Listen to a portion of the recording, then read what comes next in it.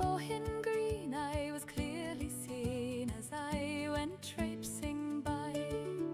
He stood quite still as if struck by a chill or a vision of ancient grace, and he gazed with a stare at my nut-brown hair till the blood rushed to his face. From Bantry Bay up to Derry Quay, and from Galway to Dublin town, no lad I've seen has a look so keen as I saw here in County Down.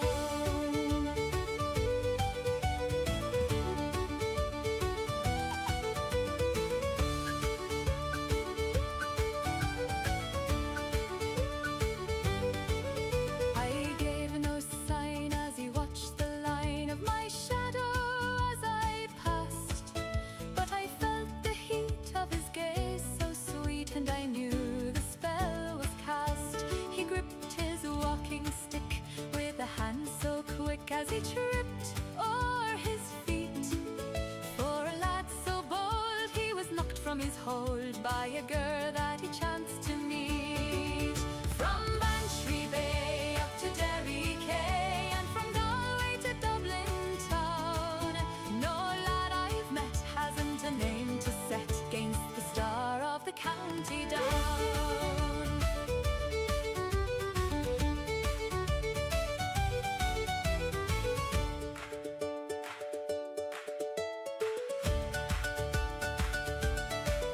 Now they say he's gone to the harvest fair with the heart all in a knot, to ask my name and to play the game and to find my humble cot. Well, let him come and let him drum his fingers on the door. If he's half the wit as he's got the grit, I might like him a wee bit more. From Bantry Bay up to Derry Quay, and from Galway to Dublin town, ne'er a lad I've sought has a heart so caught by the star of the County Down.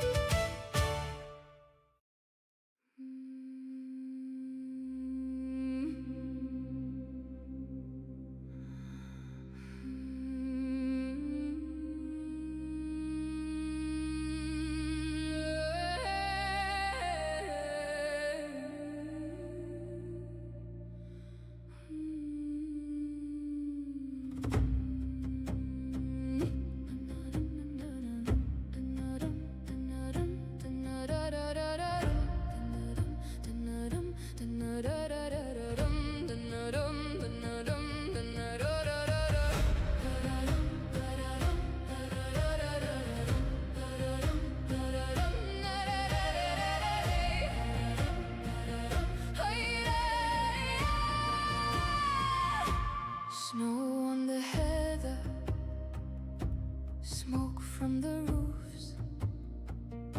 I stand on the ridgeline, breathing the proof. Sky like a pale bowl, frost in my hair, name on my tongue tip, thin in the air. I call across the pines, he's yellow, high and wild and wide.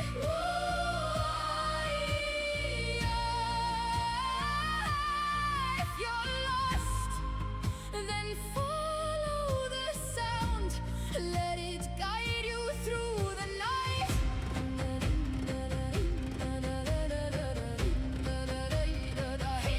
I call across the pines, bare feet on the ground.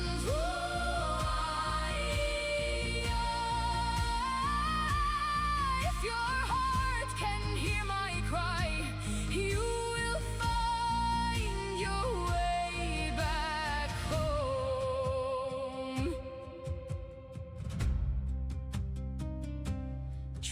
in the powder, turning and gone. Wind takes the branches, braids them in song. Far in the darkness, something replies, echo or answer, tears in my eyes. Ooh, where are you now? I won't fall silent.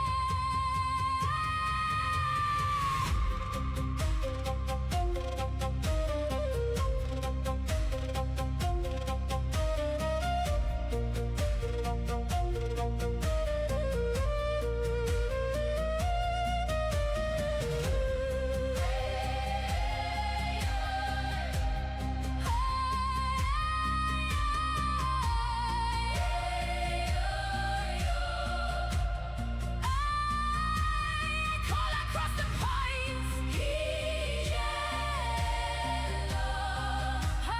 wild and wide. If you're lost, then follow the sound. Let it guide you through the night.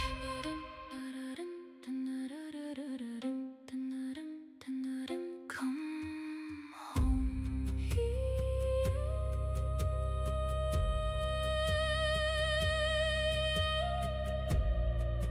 Come home.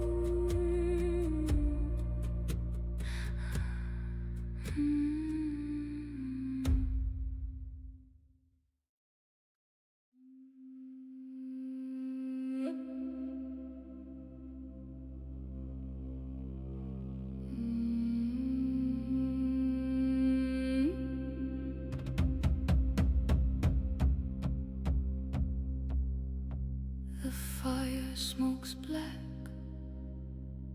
when she walks through the door.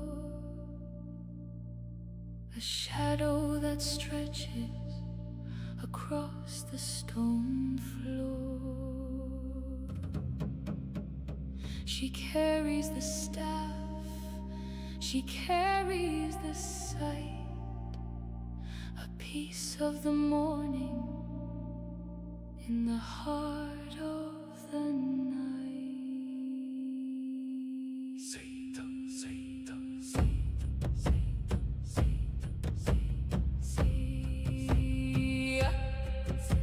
the staff hits the wood where the kings used to stand. Fate is a needle in a trembling hand. You asked for the rune, you asked for the flame, but you're too weak to carry the weight of your name.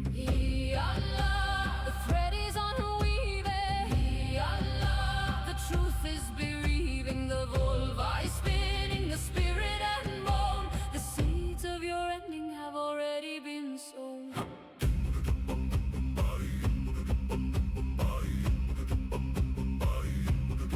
She sees the high hall, she sees it in ash, the glint of the gold, the sting of the lash. She speaks to the dead, she drinks from the well. There are secrets the living are too frightened to tell.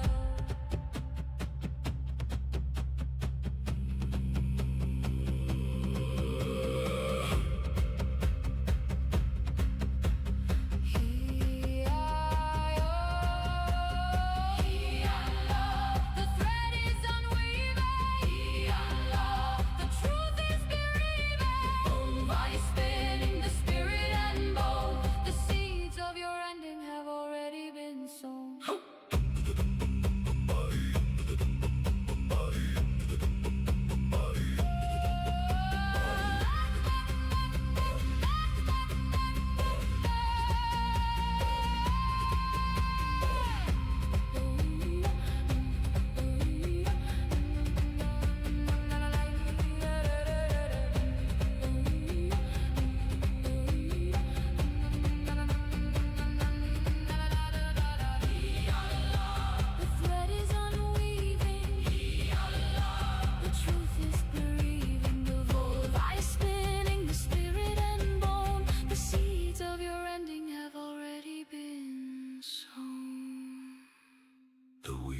is full.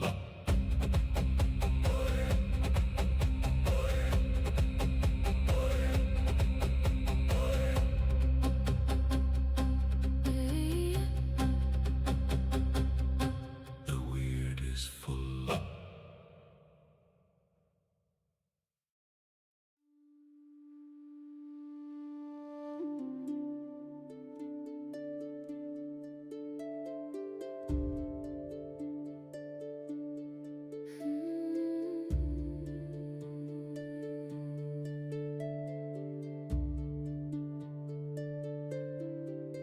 Across the foam where the gray sea dies, I see the gold in your mortal eyes. Leave the iron machine, leave the rust, leave the men who turn to dust. I see the light, I see the shore, but my heart is tied to the threshing floor.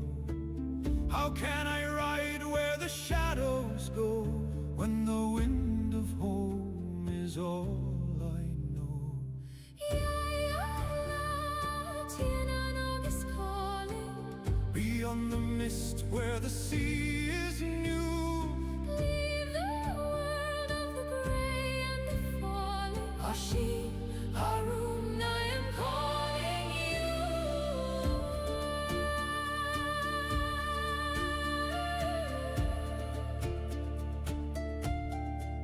10,000 winters in a single breath. The land of youth, the end of death. Time is a cage, time is a lie.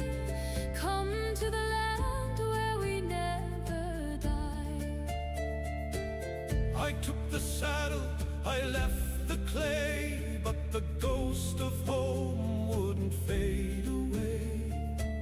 300 years passed like a sigh, while I watched the golden birds fly by. Ashim, my love, stay on the horse. I must see the hills, I must find my source. If you touch the ground, the years will strike. The world is changed, it is nothing alike. I touch the ground and the ground turned gray. My brothers are bones, they have blown away. My skin is a shroud, my heart is lead. I wake among the ancient dead. The veil is thin, the light is long. We are the pulse, we are the song. You chose the shore, you left the tide. The mist has closed on the mortal side.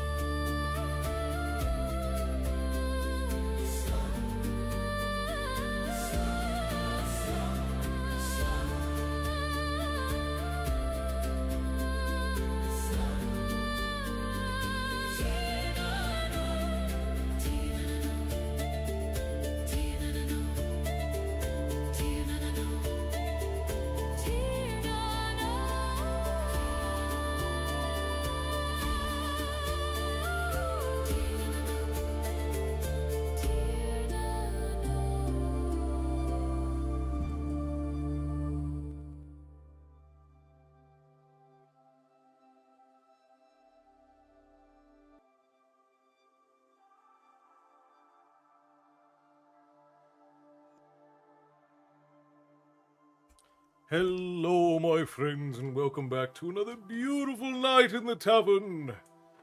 Good to see you all. Welcome in. Let's go ahead and get some hellos out of the way.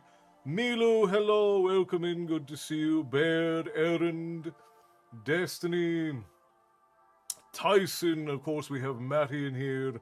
Molly Sue. Rain was in first things first this evening. And I think that I got everyone. Matty, thank you for the resub here. I'll pop your tavern fare again so that you can have it.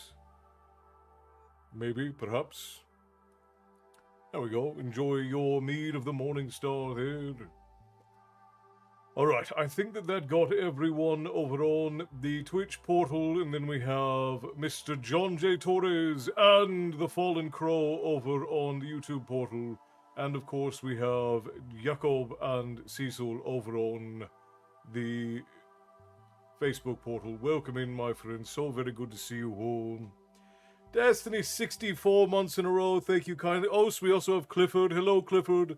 Pint Goblin. Hello. Good to see you. Welcome in, my friends. Welcome, welcome, welcome. Where did you message me, Rain? Maybe? 64 months is wild.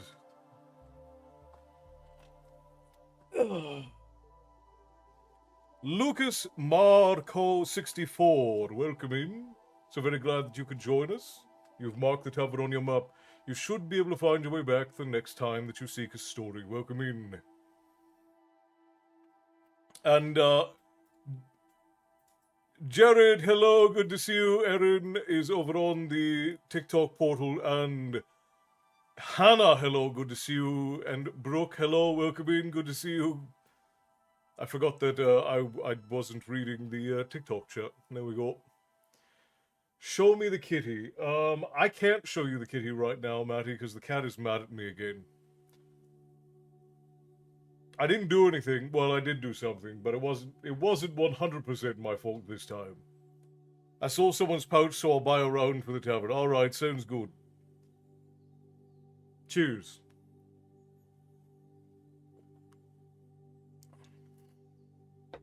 I have no idea where Boo is, but Milo is mad at me. Austin Burrows, hello and welcome in. So very glad you could join us. Grab a seat and settle in. I haven't checked my messages on TikTok in a couple of days. As soon as I'm done here, I'll make sure to go and give it a look. Sherry McClure, hello and welcome in. So very glad you could join us. Grab a seat, settle in. Alright, for any folks who are new, who've never been here for Storytime before, we do readings on Tuesdays and Thursdays. The community votes on a book, and then I will read you book. Yeah, I'll read you book. I will read you that book to completion. Tuesday is our family-friendly day, so you can enjoy this with your family and your children if you have them. Or if you are of a more sensitive disposition, you will be perfectly fine for today. Thursdays are our more adult book. Now, we don't read anything explicit, but the books do tend to have a lot more violence, a lot more adult themes, a lot more direness to them. But Tuesdays are safe. We are right now in the midst of the first book in the inheritance cycle, Eragon, written by Christopher Polini, and we're about that far into the story so far. So Milo did do the same thing he usually does, but I didn't punish him this time. He peed on a cushion, and I chushed him.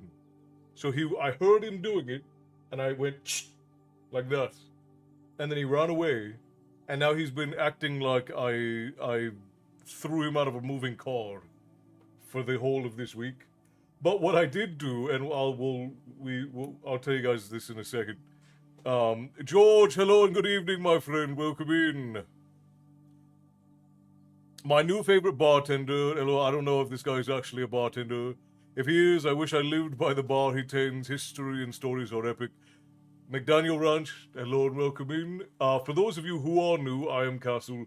This is my tavern, and here we talk about myth and lore and tales of yore. Every now and again, I read you all a bedtime story, which is what we do on Tuesdays and Thursdays. You have come into a tavern at the end of the world where all stories eventually come to rest. And you found your way here because you sought a story. Regardless, the stories told here are very plentiful. Yes, indeed they are. Never running out. Milo is incredibly dramatic. He's more dramatic than the dog, which I didn't think that was possible. Yes. Yeah, and we'll get to what happened here in just a second. But to answer who was its question, Lucas's question, what is the current Thursday book? The current Thursday book is Prince of the Blood by Raymond E. Feist, which is the 5th book in the Rift War saga, but it is an independent series. So the first 4 books are all a saga, and then there's another 5 books after that that's another saga. So we literally just started that one. We're really near the beginning. So you don't actually have to have read or know the previous 4 books in order to understand what's going on, but it does provide some fun context and like some callbacks to older characters. One does not tush one and live to tell the tale, right? I'm Matty, one of the barkeeps. I hope you have ear insurance. Yes. I hear Lucas and I keep thinking you're talking about my Lucas. I have not seen or heard from your Lucas in ages because of how busy he is. But you can wish him happy birthday from all of us. But yeah, no, we have a new Lucas joining us. And I'm not is it Marco or Marca? Markeo? Yeah, I would imagine. Milo, hello. I'll be back. A few. I need to charge my phone and catch Twig. Something is stuck in his foot. Wonderful. I have a Lucas on my channel now too. We know so many Lucases. So what happened is I am going through and I am deep cleaning the tavern right now. And I started with the Lady and I's bedroom. Now, the Lady and I's bedroom tends to be a catch-all for just things. Whatever things we're building for the tavern, whatever stories we're currently doing, when we're sewing clothing, it all just kind of ends up back in our room. Marceau. Oh, okay, so it's kind of a French pronunciation. Marceau. Okay. Well, thank you very much. I appreciate you. It's French. I love hearing the stories and lores. Well, thank you, Clifford. I'm glad that you guys enjoy yourself when you end here.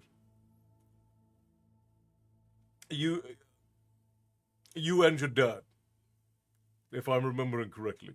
I'm still trying to remember which Clifford is which, but I believe that other Clifford is Clifford Bryan's father, if I remember correct. Shadow! Hello, beautiful! Welcome in. All hail the French internally combust. After waiting for a year, I'm finally about to go to boot camp for the Coast Guard in June. I'm very ready. Well, congratulations, Crow. That's wonderful. We actually have quite a few military and former military folk in the, as a matter of fact, Shadow and Captain Hoodie. Shadow is currently in the Navy. Captain Hoodie is former Army. And then we have a few folks who are Army National Guard, Army. I think we have one fellow who's in the Air Force. So, congratulations, that's exciting news. What? Hello, my friend. And Stormy's in? We got Stormy and Shadow in the same night? What a hell of a night. Work is keeping me busy, I would imagine, and I hope that you're taking care of yourself in the meantime. I work right now, but just wanted to pop in and say hello, Stormy. It's good to see you, my son. Yes, I am the son. Okay, excellent. Also, friends, if you're watching on the Facebook or YouTube portal, because we open 5 portals during Storytime. We have TikTok, Twitch, YouTube, Facebook, and Kick. You can come in through whatever is your preferred platform, but if you are on YouTube or Facebook, there is a delay. You're going to be about anywhere from 15 to 90 seconds behind everybody else. So if you say something and it takes me a while to address it, if my head is up, because generally if I'm reading, it takes me a while to address things anyways.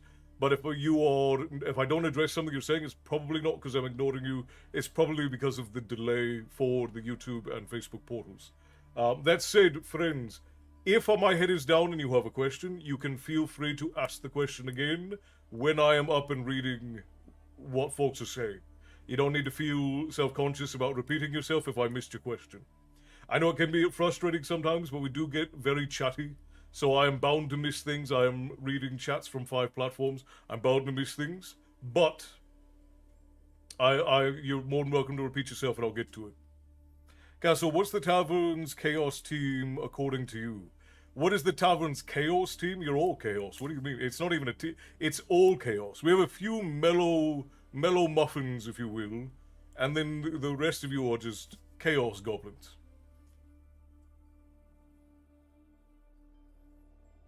I demand a raise. Being Castle's cleaning goblin is a struggle. Astronomuse Dallas, hello, welcome in. So very glad you could join us. Grab a seat. We're just about to start story time. Okay, so I'm gonna finish what happened with Milo. We're gonna run ads and then. So I'm doing the deep cleaning of the tavern. I started with the lady and I's bedroom. Our room again tends to be a catch-all. All of the extra things we're working on, all of the clothes, everything, all end up back there. And since we spend most of our time out here, we don't ever really get to it. So that took a long while to get to. Took a long while to get through. The last thing I did was clean out from under the bed. Now, our room is not particularly large, so I just used a broom to push things out from under the bed. Now, during this whole time, all of the animals were banished from the bedroom whilst I was cleaning, because I just didn't want to have to step over them, so they were all banished to this side, and that's just how it was. Now, I asked the boy, before I started cleaning, where all of the animals were. He told me that Milo was under his bed, Boo was on his bed, and Coda was in the living room. And I saw Boo, I saw Coda, so I was like, all right, yeah, that's fine. So I'm pushing all of these things out from underneath the bed, and then I have to pull the bed away from the wall so I can get things out from behind the headboard. And when I pull it away from the wall, there's Milo sitting in a puddle, a massive puddle of his own urine, because I scared the piss out of him by slamming the broom underneath the bed to get the things out, because I had no idea that he was there.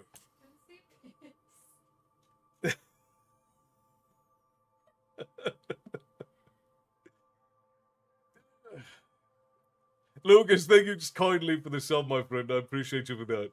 Tips to the Tavern Keeper always appreciated. Kazo, you missed the lovely Bobby, that's true, Bobby is also retired Navy. I'd forgotten about that. Milo is my type of goblin. Yeah, so the boy was in there helping me move the bed, so he had to pick up pee-covered Milo and take him to the bathroom to domicile him there until he could be cleaned. And then I had to clean up what seemed to be a gallon of cat urine from behind the bed. So that's why Milo is mad at me today.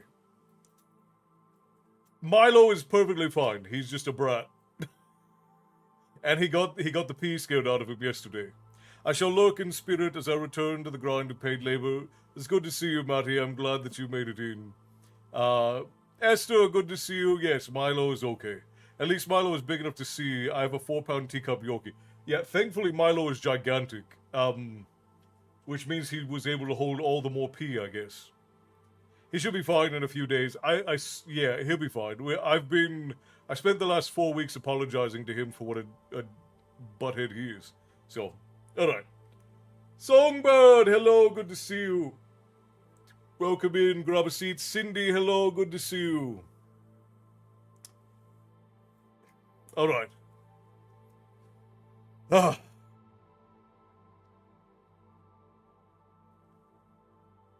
Did I say Matty again? I don't know. Songbird, thank you for the heart me and the Go Populars. Tips to the Tavern Keeper always appreciated. Okay. Alright, let's go ahead. I heard Matty. I might have been. You wrote Milo's villain arc. He's not smart enough to be a villain, sadly. It'd be more interesting if he was. Alright, we're gonna give Matty his toot on the raid horn. I forgot about that, so here we go. 3, 2, 1.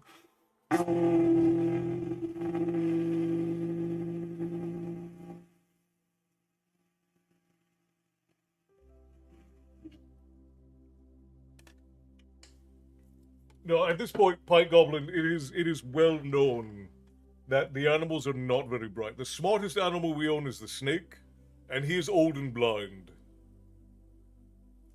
And the dog has less than 2 brain cells. The cat has Boo was oxygen deprived for most of his youth, so he has no brain cells. He literally sleeps on the back of the couch here and just slowly falls off over and over again. Never learns. Never learns. He just sits there and he'll fall off over and over again. And Milo is also, they all, between the lot of them, they have 3 brain cells, and all 3 brain cells are fighting for 5th place. He may not be the brightest villain, but it's his villain arc. He's literally sleeping in a pile, in a little puddle right there on the couch right now. his villain arc is not going to be very interesting.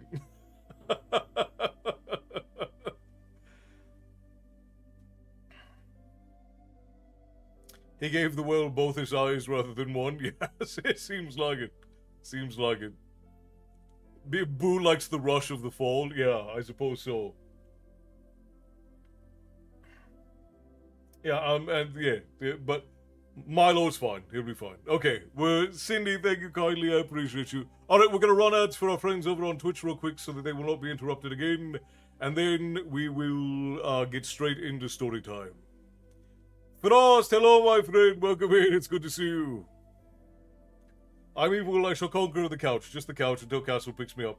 Well, I can't pick him up at all right now because every time I pick him up, he stress pees. So I can't even move. That's why I can't go get him for you right now, Matty. Because he's in the middle of one of his tantrums. So yeah. If I go pick him up, he'll stress pee.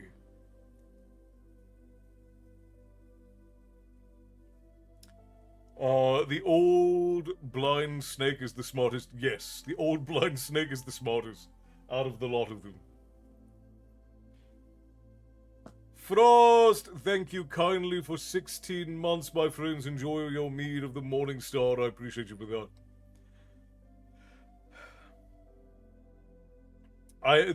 I don't know what it is, but the lady is sort of like Snow White, where she gets all of these animals that just flock to her. But then when they flock to her, suddenly they lose all survival abilities and any sort of intelligence. They just become little cuddle fluffs.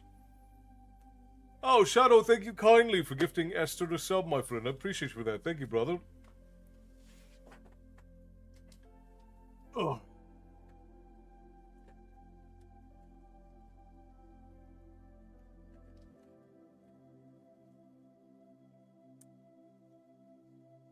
That's a good question, Matty. Well, because Frost started out on TikTok, so Frost was only kind of back and forth between TikTok and Twitch. I don't remember. Frost, did you start out on TikTok? Yeah, I think you started out on TikTok, and then came over from TikTok to Facebook and then to Twitch. So she's a Disney. The lady is definitely a Disney princess. That's for sure. Right. Yes. No, you're all right, Desi. We're running ads real quick, and then we're gonna start story time. Back took off due to ads. That's all right. That's all right. We got 44 seconds, and then we will be done. And we're just gonna go right into it once we're back. There are more toots to be done, Castle, for Mr. and Mrs. Scorch and the birthdays, and Frost's friend Anne. Oh, birthday toots, huh? I will give you guys birthday raspberries. Here we go. For the Scorched Queen and her Scorched King, and then for Frost's friend, we're gonna give a toot on the Raid Horn, friends. Here we go. Congratulations on making it another circulation around the sun. Anne's isn't a birthday toot. Okay, so it probably shouldn't have included those in the. What are we tooting for Anne? Frost. Is this a friend who's passed away? Because Bear, we need a little bit more distinction if that's the case. Let's not do birthdays and then an and. Okay. I'm sorry, Frost. I'm not laughing. I'm laughing because that is incredibly awkward on my part.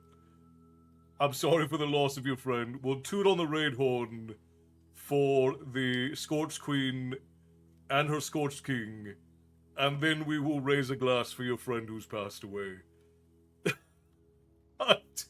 Well, Bear said Mr. and Mrs. Scorch for their birthdays and Frost's friend Anne, which I just read as another birthday. I'm sorry, Frost. I haven't been in the Discord in the last couple of days because of all the work I've been doing. I'm so sorry. Oh my god. Jesus Christ.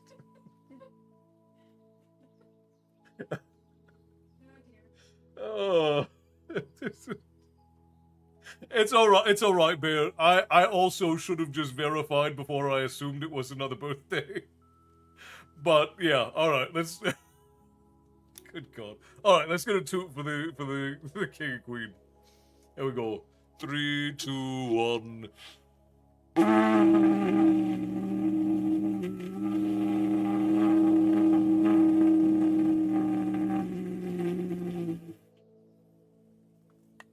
All right.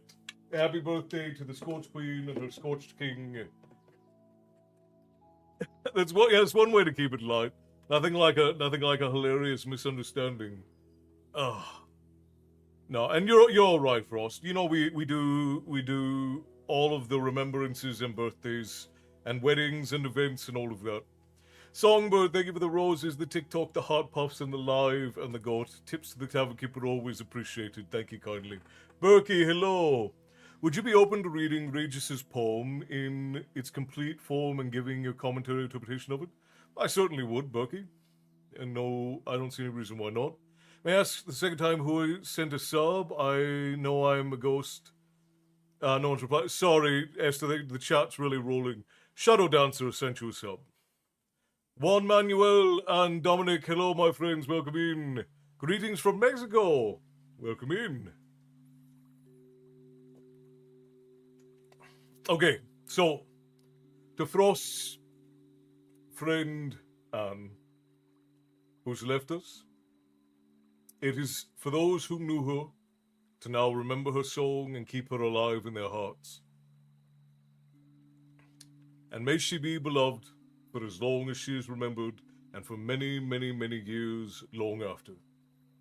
Sláinte, my friends, we raise a glass to Frost's friend Anne.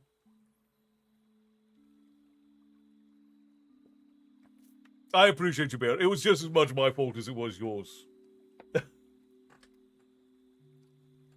Who asked for Regis's poem? That is the first written down aspect of what we know as modern Freemasonry. That was Berkey.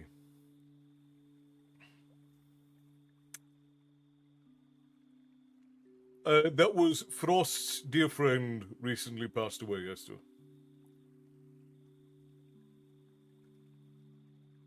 What are we reading tonight? Interstellar, thank you for the heart, me. I appreciate you for that. Thank you kindly, my friend. Tonight we are reading Eragon. So let's go ahead and get right into it.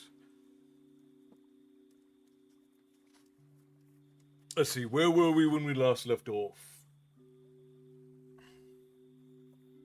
When we last left off. Oh, they were passing through the open plains when we last left off. Interstellar, good to see you, my friend. Welcome in.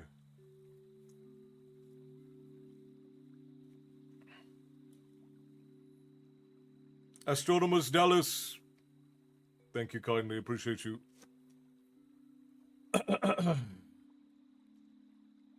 All right.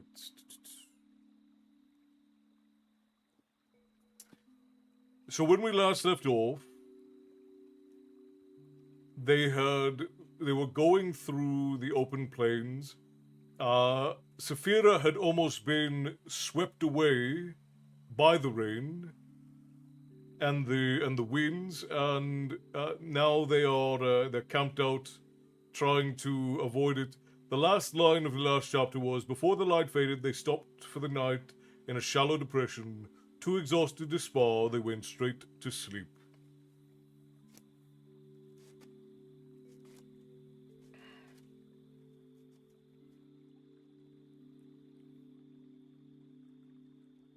Nah, Bear, it's quite all right, my friend. You had all of the best intentions, and I appreciate it. It was, again, just as much my blunder as yours. Will the sun blind me or make me whole? Will the dark consume me or show my soul? Are you guys quoting the poem in the comments now? And yeah, Frost, I am sorry for your loss, my friend. I hope that you are remembering her well, and that you're carrying that memory and everything that you knew of her well into the future. and that her song is going to live in your heart for a very, very long time. Okay. I think we're on chapter 16 or 17. None of the chapters are numbered in this book, so I don't actually know. Let's see, we are. It's not really important to anyone but me. Let's see. 1, 2, 3, 4, 5, 6, 7, 8, 9, 10, 11, 12, 13, 14, 15, 16, 17. Ah, we're on chapter 18.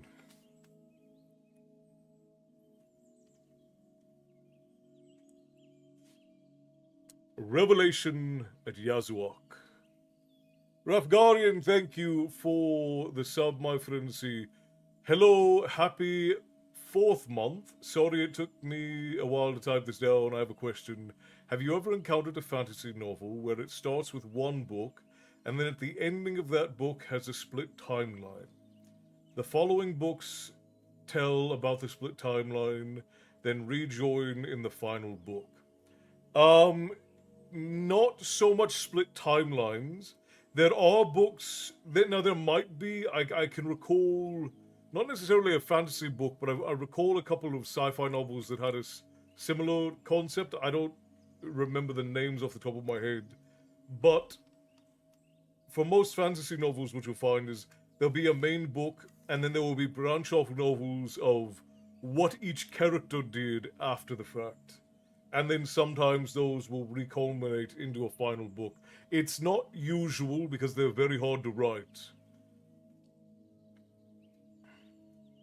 But it is not something that is very common, Ralph Guardian, and thank you for the sub, I appreciate you. Tips to the Tavern Keeper always appreciated. Thank you for 4 months. Old Samoan spirit stuff to the deceased. Ah, okay, beautiful. Thank you, Pine Goblin, I appreciate that. Will the sun blind me or make me whole? Will the dark consume me or show my soul? It's very beautiful. Revelation at Yazuak. Although they had managed to partially refill the water skins during the storm, they drank the last of their water that morning. I hope we're going in the right direction, said Eragon, crunching up the empty water bag. Because we'll be in trouble if we don't reach Yazuak today. Brom did not seem disturbed. I've traveled this way before. Yazuak will be in sight before dusk. Eragon laughed doubtfully. Perhaps you see something that I don't. How can you know that when everything looks exactly the same, for leagues all around? Because I am not guided by the land or by the stars. I'm not guided by the land, but by the stars and the sun. They will not lead us astray. Come, let us be off. It is foolish to conjure up woe where none exists. Yazuak will be there. His words proved true.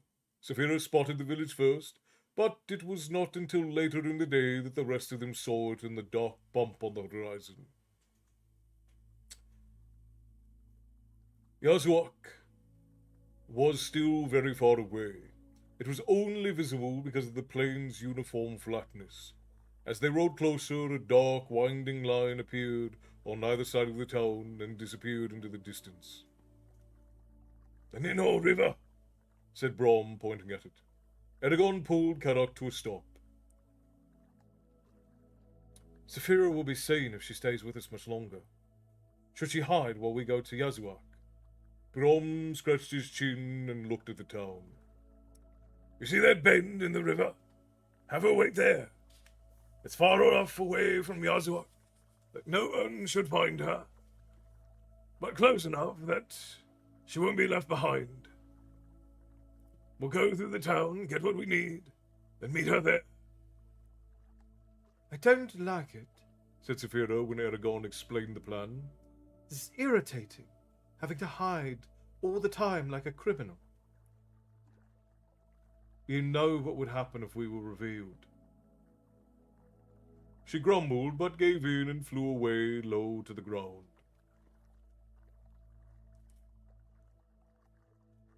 Sorry about that, I'm back. Part of the tank lid broke and he stepped on it.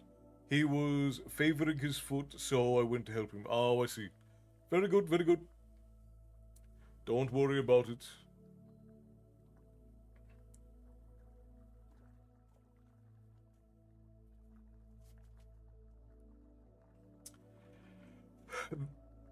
They kept a swift pace in anticipation of the food and drink they would soon enjoy. As they approached the small houses, they could see smoke from a dozen chimneys. But there was no one in the streets. An abnormal silence enveloped the village. By unspoken consent, they stopped before the first house. Eragon abruptly said, "There are no dogs barking." "No." "Doesn't mean anything, though." "No." Eragon paused. "Someone should have seen us by now." "Yes." "Then why hasn't anyone come out?" Brom squinted at the sun. "Could be afraid." "Could be," said Eragon. He was quiet for a moment. "And if it's a trap, the Razak might be waiting for us."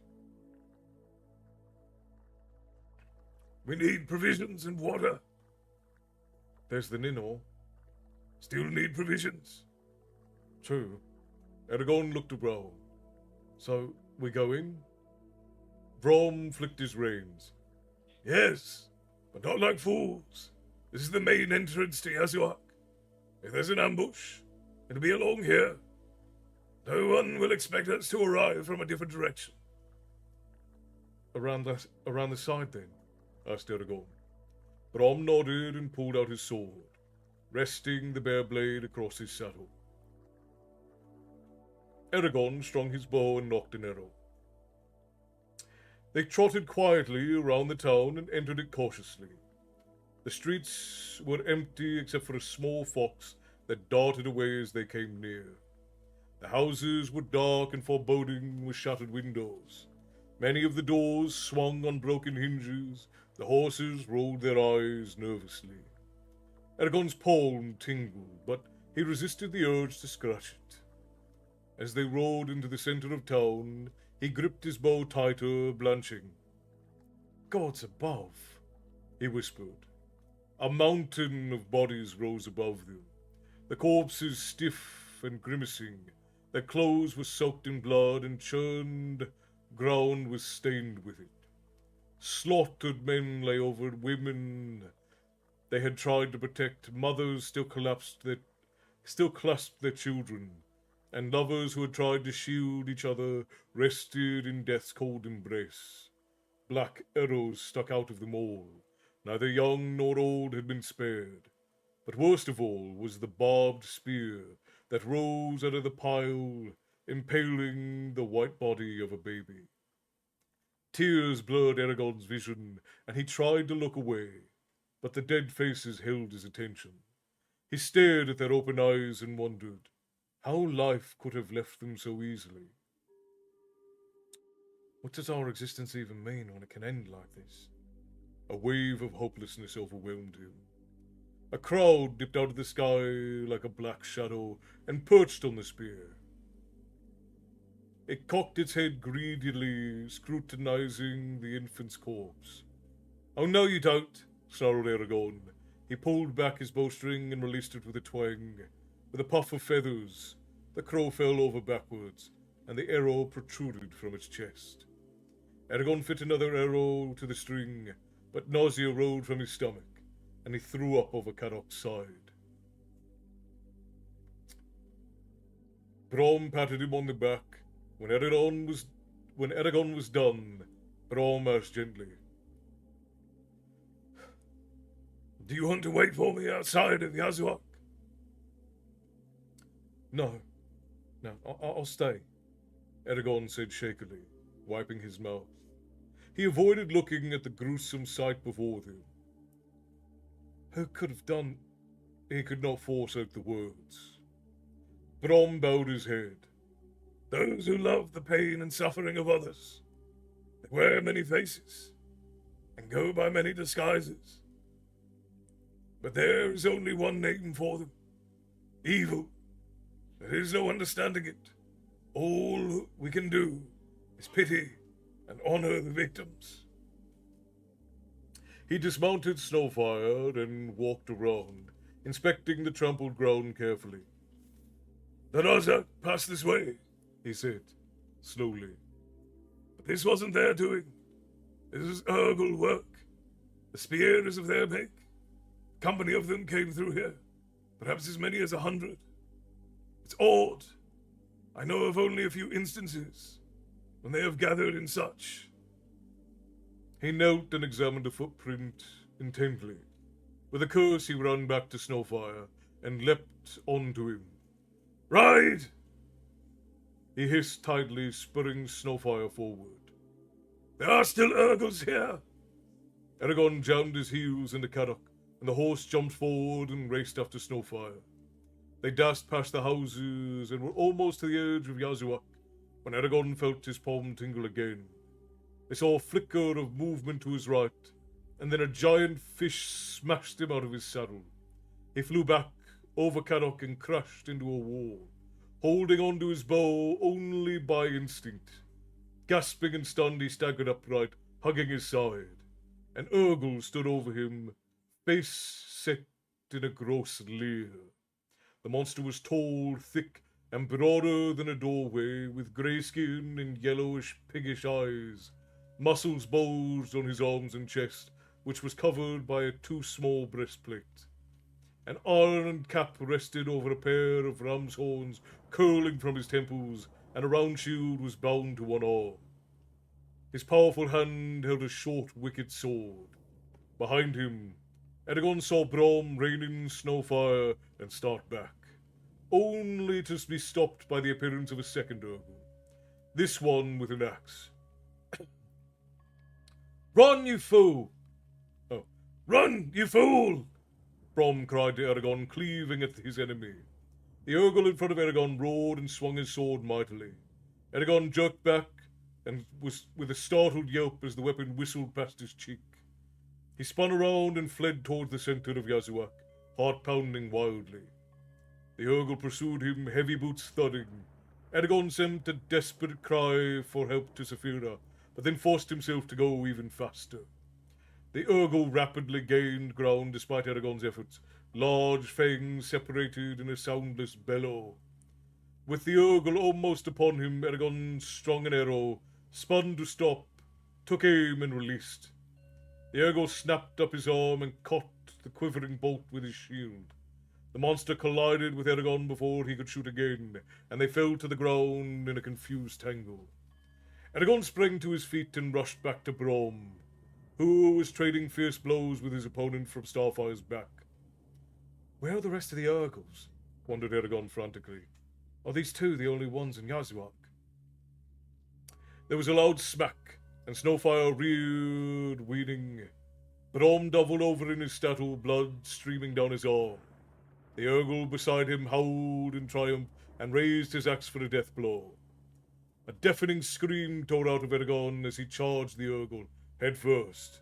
The Urgle paused in astonishment and then faced him contemptuously, swinging his axe.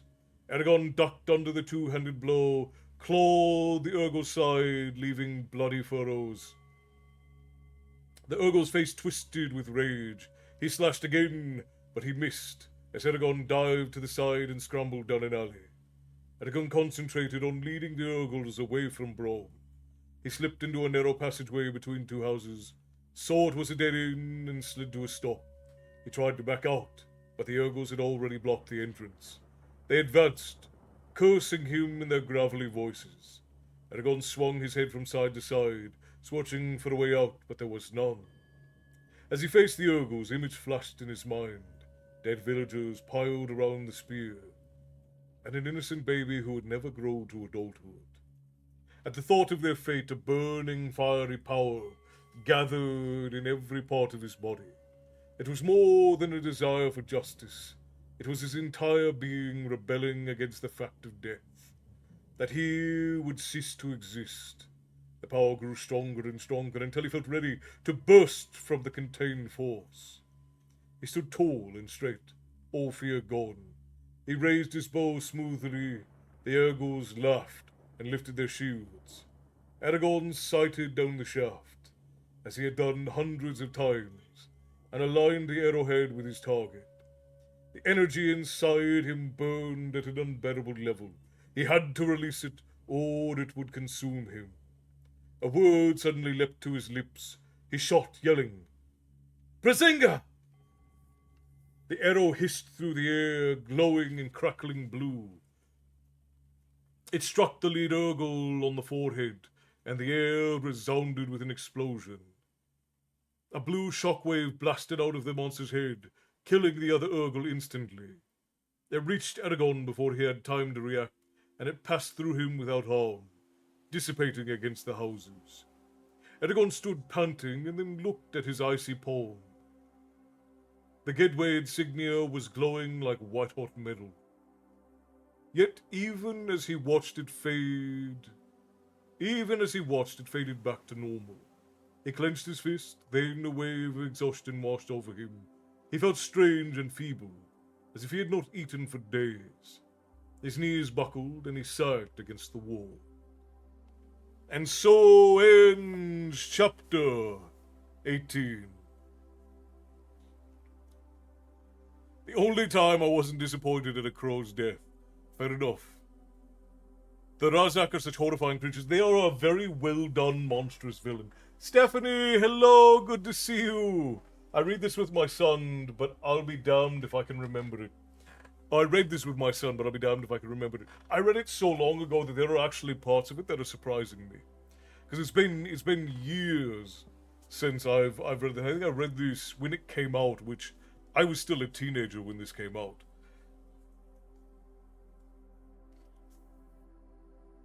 Darth Nexus, hello my friend, welcome in. And Stephanie, thank you for the heart, me. I appreciate you for that.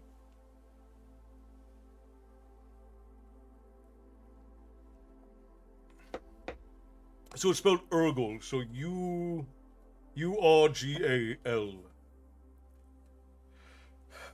Did someone shout Bazinga? No, not quite. That is, that's Big Bang magic, Matty.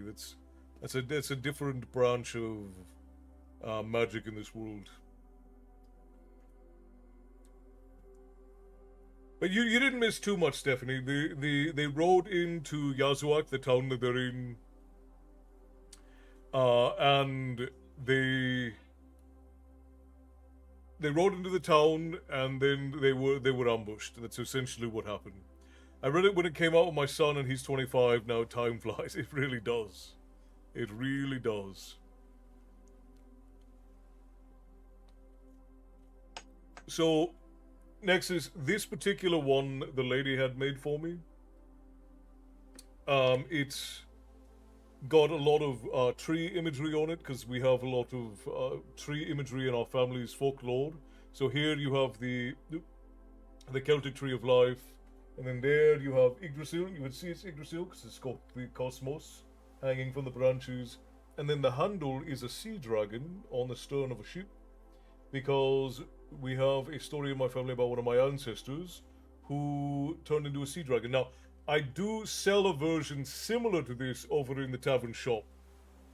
So if you want to go over to the tavern shop and take a look and see if that's one you would like. They're similar. It's not the exact same design, but it's a similar design. What made the link pop up before? Shop, maybe? Or Tankard? I don't know. The lady sets all that up, so I don't know. I'm basically useless when it comes to all of that. There you go, the shop. But yeah, you can. It's blackdragontavern.com, Nexus, and you can see if you like the ones that we sell. And if you do, we don't have any in stock here in the tavern, but we can ship them from the manufacturer to you if you'd like to have one. May your loved ones' memories never fade. Yes, absolutely. Jaeger, hello, hello. Good to see you, my son.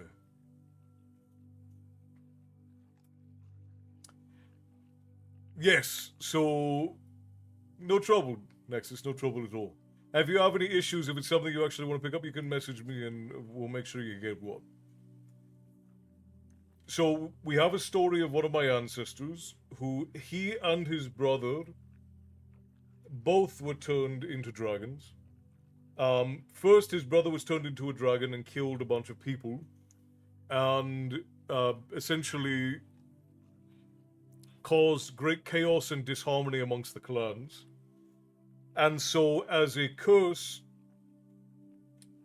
the clans got together and damned him to be a sea and river dragon, and his yawn would cause all of basically he would be cursed with sloth.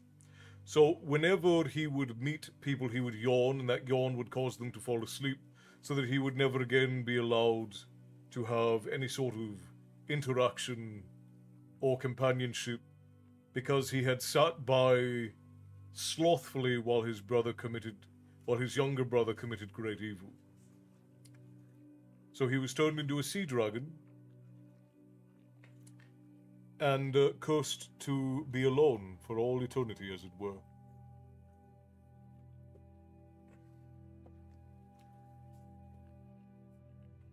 And while you're in the shop, have a look at the book. North Gaelic Festivals, damn fine book. There are also t-shirts and hoodies. Yes, there are, Bear. Thank you kindly. I appreciate you.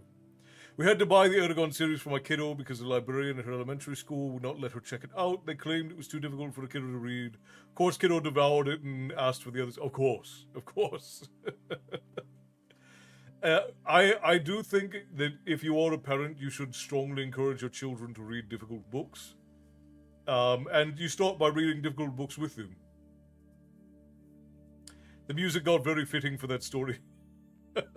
And that's all random too. I didn't even pick that song. It just came up. But yes, that is the basics of it. The story itself is very long. I don't think I've ever told it publicly for the tavern, but that's the essence of the story. And the ancestor is actually a historical ancestor of my father's, who at one point completely disappeared. It's a combination of some historical and some mythological things. So the first brother was turned into a dragon through greed and avarice. The first brother was it's essentially similar to Fafnir from Norse mythology.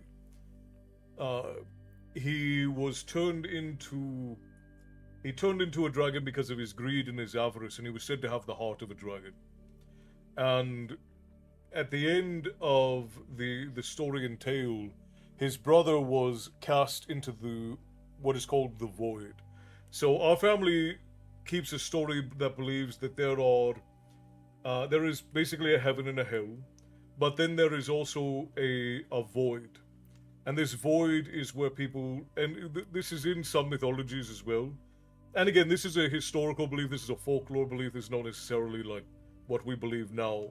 But there is a void similar to like Ganangagap or the poison pools of Niflheim, where those who break oaths and those who victimize the innocent and those who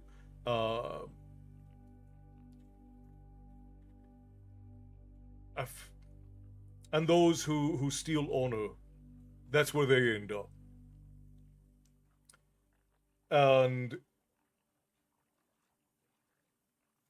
when he was captured by the clans finally, he was cursed to have his soul cast into the void, so that he would never be born again, and he would never know peace. Vocabulary, reading above grade level is actually super important for kids' vocabulary. 100%, I agree with that. Vocabulary is becoming a lost study nowadays. I'm ever so grateful it was ground into my learning. One of the things that baffles me is that we got rid of phonics.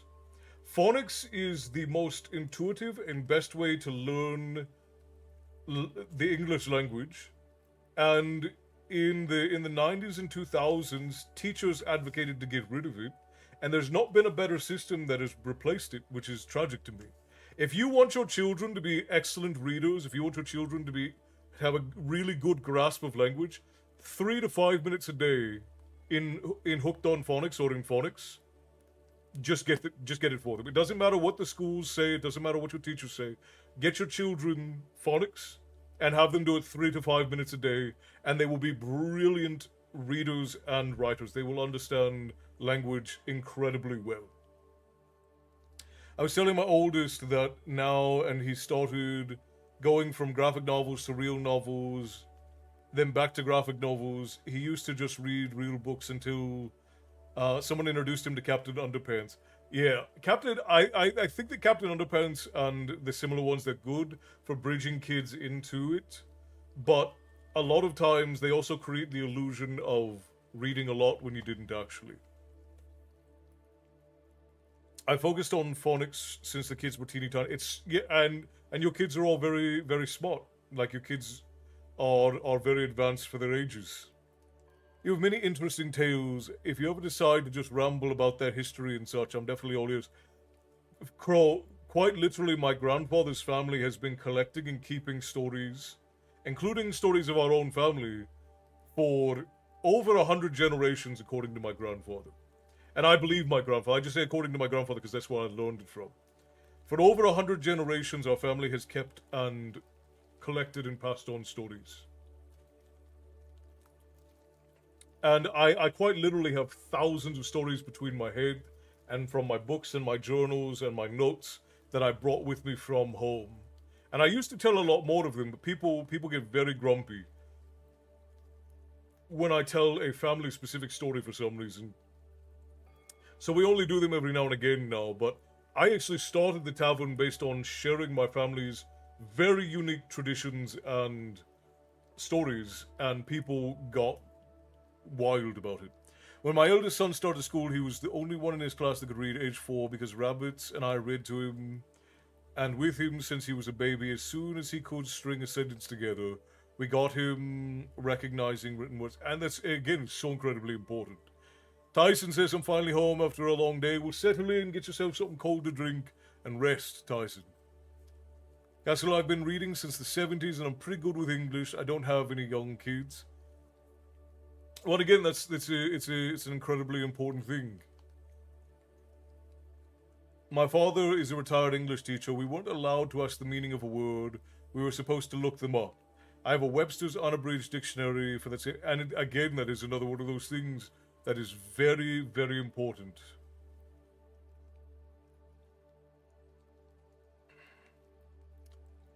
I do that with my nephews. All of my nephews, since they were babies, I refuse to baby talk to them. I speak to them in full and complete sentences, and if they don't understand what I'm saying, we take a minute, we sit, and we explain ourselves. It's just how it goes. DRM Hamza. Durm Hamza. I'm just going to call you Hamza. Welcome in. Thank you for marking the tavern on the map. I wish I had a history such as that. Most of mine is lost in drama and time. It's most interesting to learn. I was very fortunate because I was not actually born directly into my grandfather's family. My father was a twice removed relative of my grandfather, because my grandfather is actually my great uncle. But my grandfather's father's brother, or my grandfather's grandfather's brother, came to America searching for their father back in the 1800s. And my father was born as a result of him coming to the United States. And my grandfather sought out my father and then essentially bartered with my father to have me come and live with him. And so I lived with my grandfather from the time I was about 6 months old until I was a teenager. And I was very fortunate to grow up in the traditions and education of my grandfather's family, because I very easily could have just missed it. And it was an incredible privilege to grow up with the festivals and the education and just the structure of it. My son was homeschooled. He read far above grade level. I read to him every day. Quality time. It's amazing. Yeah, it's incredibly, incredibly important to spend that time with your children.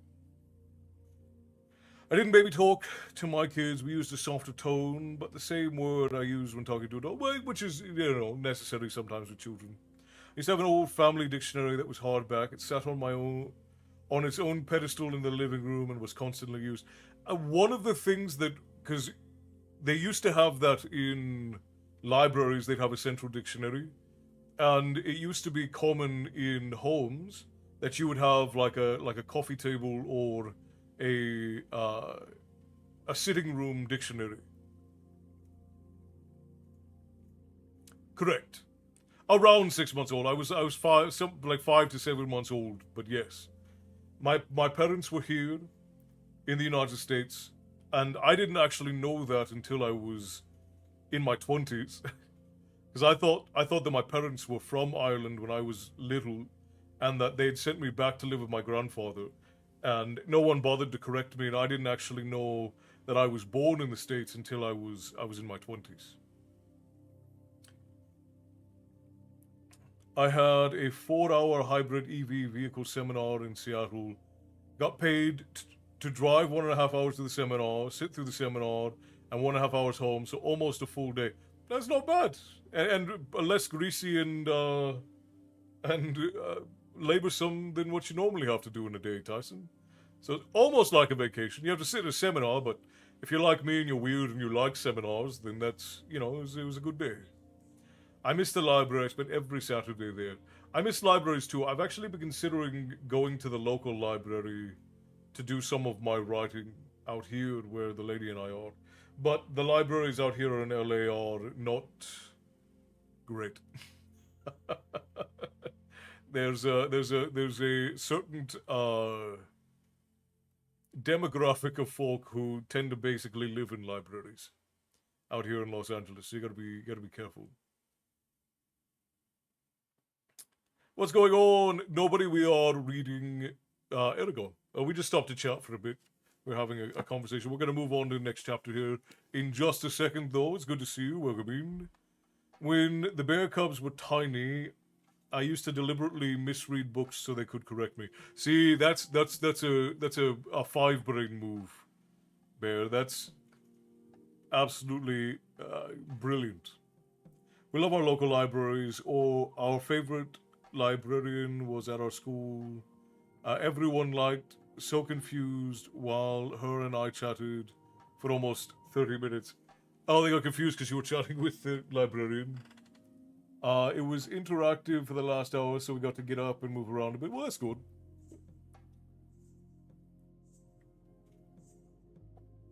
We go to our local libraries a few times a month. We have one tiny one about 40 minutes from us and another larger one about an hour and a half from us. Well, yeah, it's because you guys live out in the boonies. We have 2 libraries that are near here, but there's so many homeless folk who live in the libraries that it's just not safe to take the boy and the lady there if we're not all going to be together through the whole thing. We do occasionally go to the library book sales, and we do book rescues from the book sales, but I don't often just go to the library anymore. The library was very comforting. I loved the library when I was a boy. There was a library in Belfast near my that was about a 20-minute walk from my grandfather's house. I used to go there when I was a boy. There's another small library out in Cork that I used to go when I was a boy. And there was a little one-room library. So my uncle Argar, he lived in a town that's north of Oslo in Norway. And that little town had a little one-room library. And I would go and sit there some days when I was a boy and just read stuff. I miss it. Yeah, Los Angeles citizens, it is rough out here. It is true. I had a complete book of Shakespeare's comedies with engravings and a cello to protect them. There's nothing quite like having your own little library. I've always been surrounded by books. Absolutely the case. Esther, absolutely. So we do a lot online reading, and I buy an insane amount of books. As do we. How's everyone's weekend? How was everyone's weekend? It was good. We spent it mostly doing work, but it was good.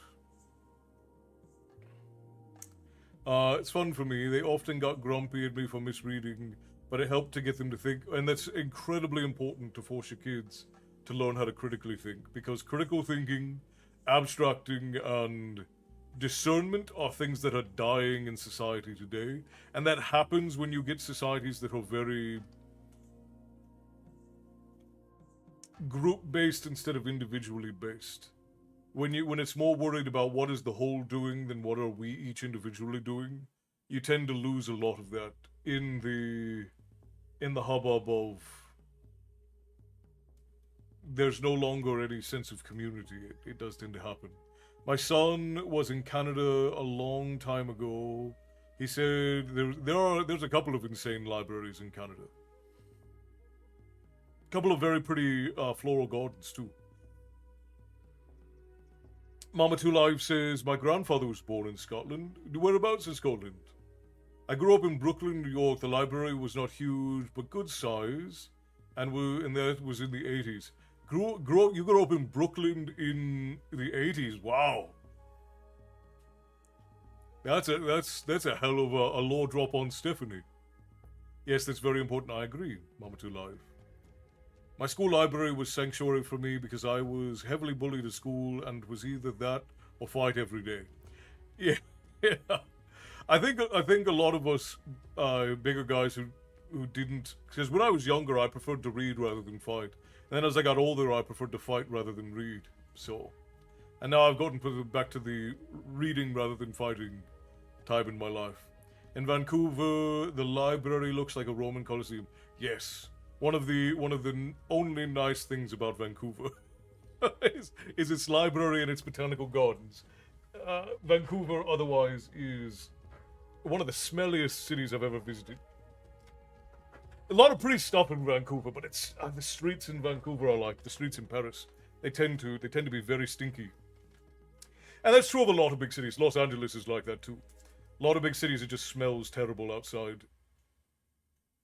When I was an exchange student to Denmark many years ago, my favorite place was the Biblioteket. Yes. Okay, I'm sorry, friends. Let's get back into stories. Do our Twitch friends require more ads? You guys don't require them, but I think we could probably get through a little bit more before we have to run more ads for you guys to see. I don't know how long this chapter is going to be. We could probably get halfway through this before it's going to make us run more. I grew up in the country on the outskirts of a town, that outskirts of another town, and the only good library was the school one. See, my parents lived in the middle of nowhere. I'm about half an hour from the JFK library in Boston, but I don't go because of the people. Yeah, well, and Boston is just one of those cities that you don't really walk in. A village outside Edinburgh. I cannot remember. Well, that's all right. That's all right. I know that general area, so that's okay. I mostly grew up in the country. Like, my parents had land that was in the middle of nowhere, literally 40 miles from anybody.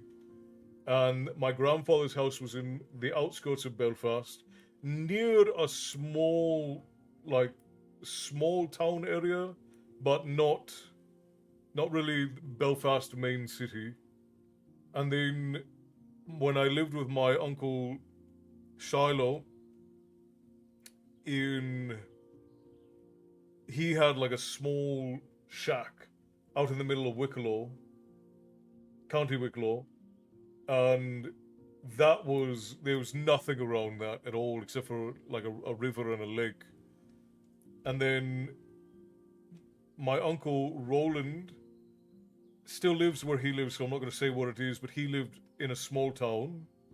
And then my uncle Danny lived in a bigger town, and I spent some time with him. But most of my life, I've lived on like the outskirts of towns.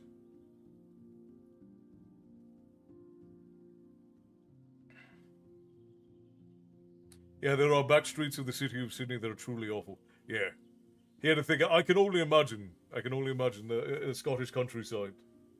Alright, friends, let's get back in. We are on chapter 19 of Eragon, Admonishments. Once a modicum of strength had returned to him, Eragon staggered out of the alley. Skirting the dead monsters, he did not get far before Caddock trotted to his side. Good, you weren't hurt, mumbled Eragon. He noticed, without particularly caring, that his hands were shaking violently and his movements were jerky. He felt detached, as if everything he saw were happening to someone else. Eragon found Snowfire, nostrils flared, and ears flat against his head, prancing by the corner of a house ready to bolt. Brom was still slumped motionless in the saddle. Eragon reached out with his mind and soothed the horse, and once Snowfire relaxed, Eragon went to Brom. There was a long, blood-soaked cut in the old man's right arm. The wound bled profusely, but it was neither deep nor wide. Still, Eragon knew it had to be bound before Brom lost too much blood. He stroked Snowfire for a moment, then slid Brom out of the saddle. The weight proved too much for him, and Brom dropped heavily to the ground. Eragon was shocked by his own weakness. A scream of rage filled his head. Saphira dived out of the sky and landed fiercely in front of him. Keeping her wings half raised, she hissed angrily, eyes burning. Tail lashed, and Eragon winced as it snapped overhead. Are you hurt? She asked, rage boiling in her voice. No, he assured her, as he laid Brom on his back. She growled and exclaimed,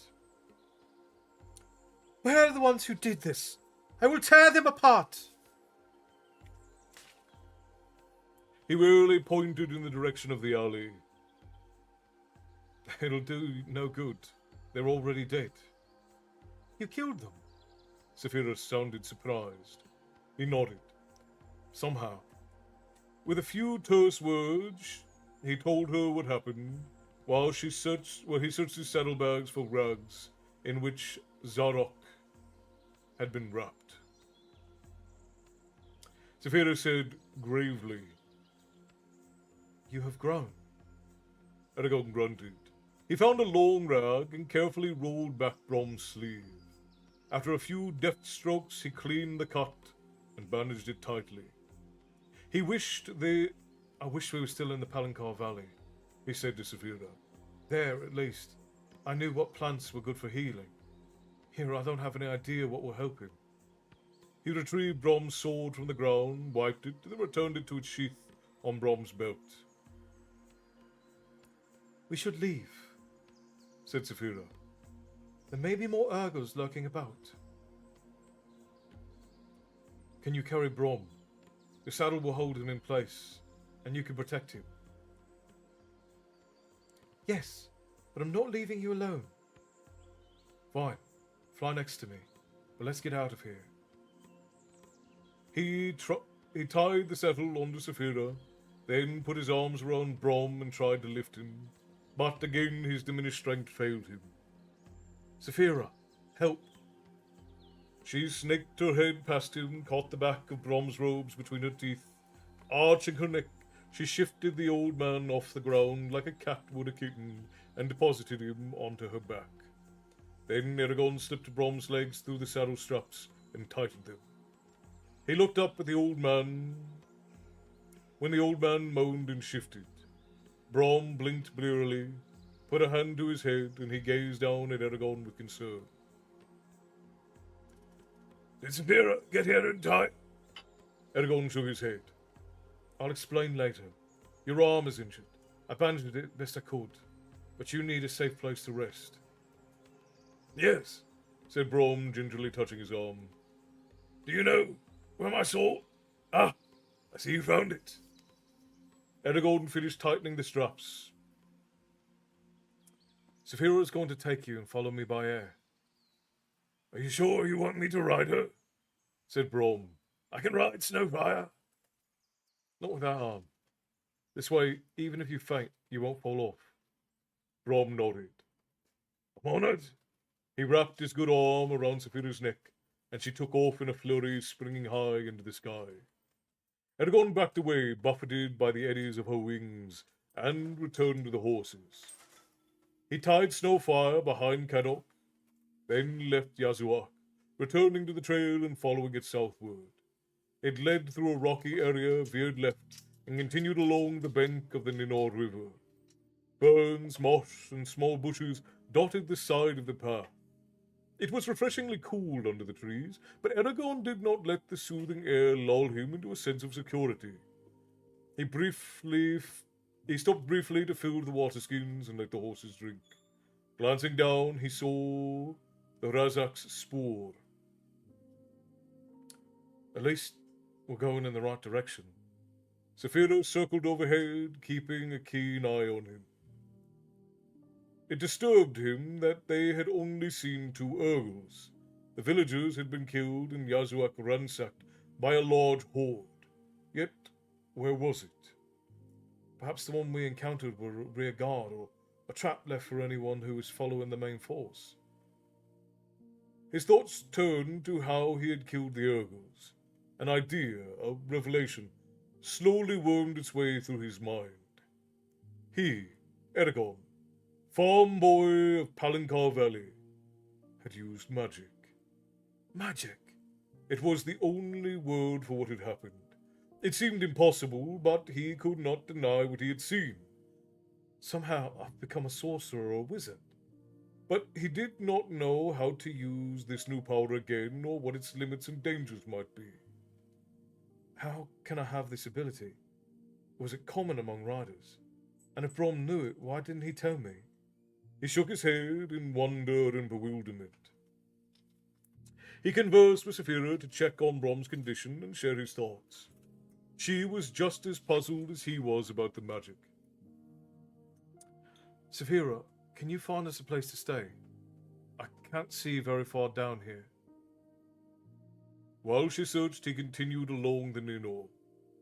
The summons reached him just as the light was fading.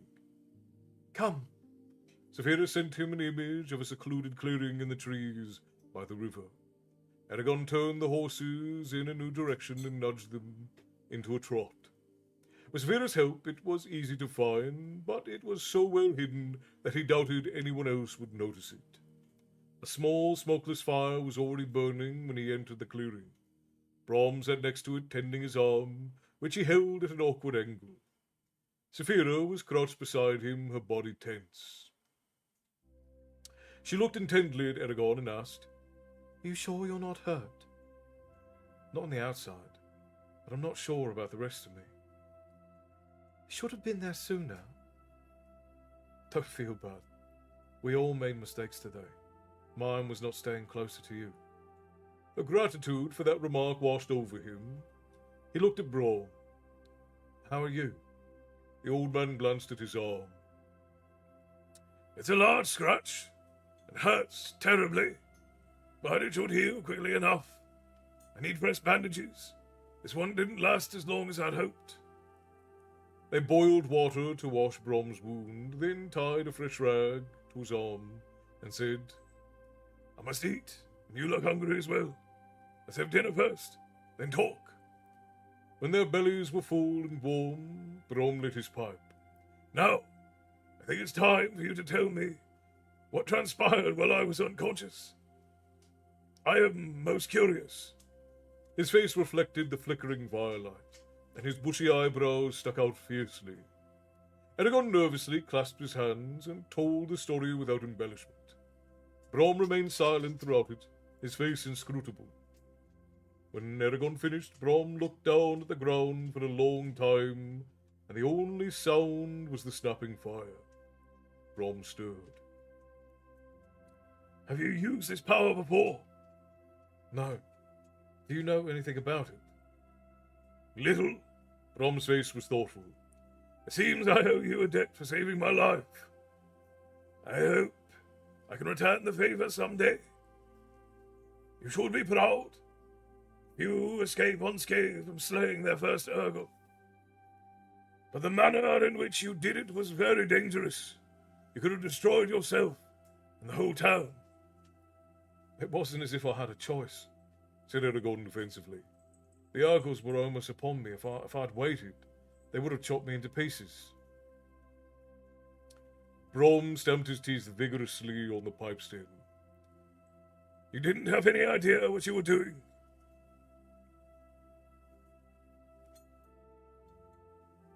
Then tell me, challenged Eragon. I've been searching for answers to this mystery, but I can't make sense of it. What happened? How could I have used magic? No one has ever instructed me or taught me spells.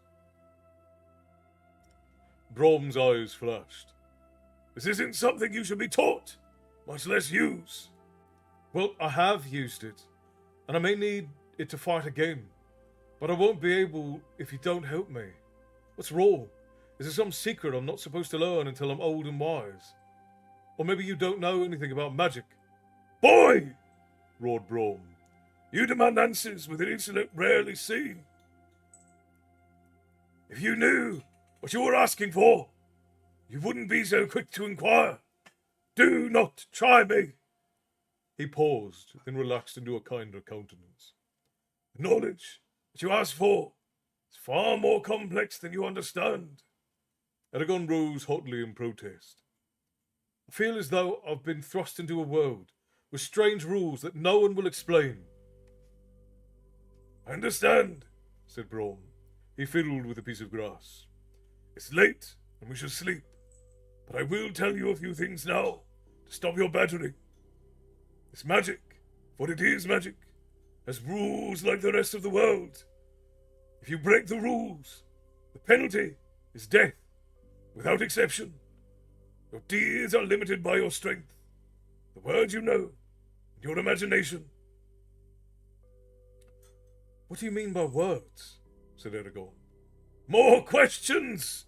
Cried Brom. For a moment, I had hoped you were empty of them. But you are quite right in asking. When you shot the eagles, didn't you say something? Okay, give me... Alright, we're going to run ads for our Twitch friends real quick. Then we will be right back and finish the chapter, and we'll probably do, I think, one or two more. It'll depend on how long the next chapters are, but we're going to run ads for our Twitch friends real quick, and then we'll go in. Stephanie just became a superfan. I don't know what superfan means, but thank you, Stephanie. I appreciate you. 20,000 likes coming up. Thank you, Songbird. I appreciate you. Joker, hello, my friend. Good to see you. Good night, Molly. Rest well. Thank you for joining us. It's always lovely to see you. We do have a good bookstore, though. Sadly, it's closed temporarily for a few months. That is sad. Absolutely terribly sad. I haven't been paying any attention to the redeems. I apologize, guys. Here's a drink for Court. There's a drink for Jody. It's the monthly... Oh, well, thank you. I appreciate that. I forgot I even still had those live. And then Frostbot around for the tavern and said, may your loved ones never fade from your memories. And I'll drink to that. Sláinte, my friends.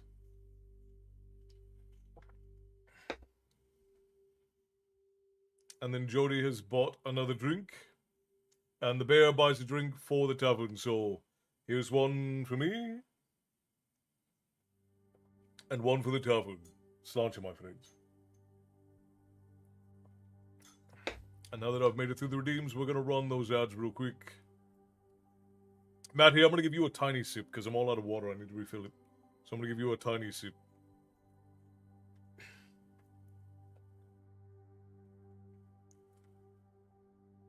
But thank you, Stephanie. I had forgotten that we had subscriptions turned on TikTok. So I'll have to go ahead and check on that. So here's a... Is it because I'm petite? You are dainty, Matty. Sláinte. Always trying to drown me. It's alright, because of Storytime, I've actually become a much more prolific water drinker.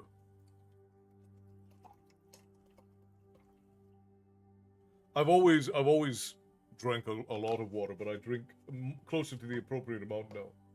I'm supposed to have like 300 ounces of water a day, which is insane to me. 300 ounces of water seems ridiculous.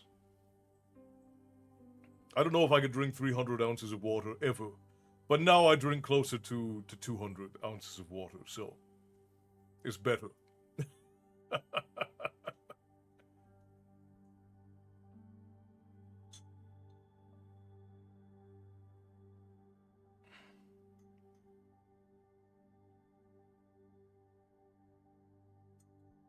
I make sure to drink plenty of water throughout the day. I try to avoid drinking too much before bed, though, or I'll end up all night bumping into things. Yeah, I feel you there.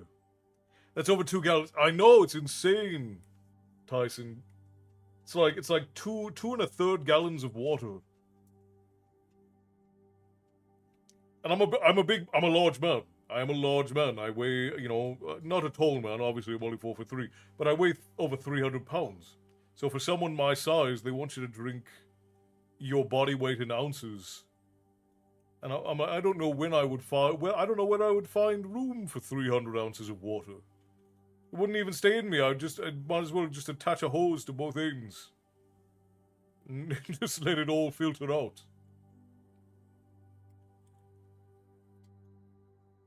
I get drowned by Milu and Erin and a few others on my chat. It is the Twitch viewers' favorite thing to do. If you have a drink water button, Twitch viewers love to drown you. That's a fact.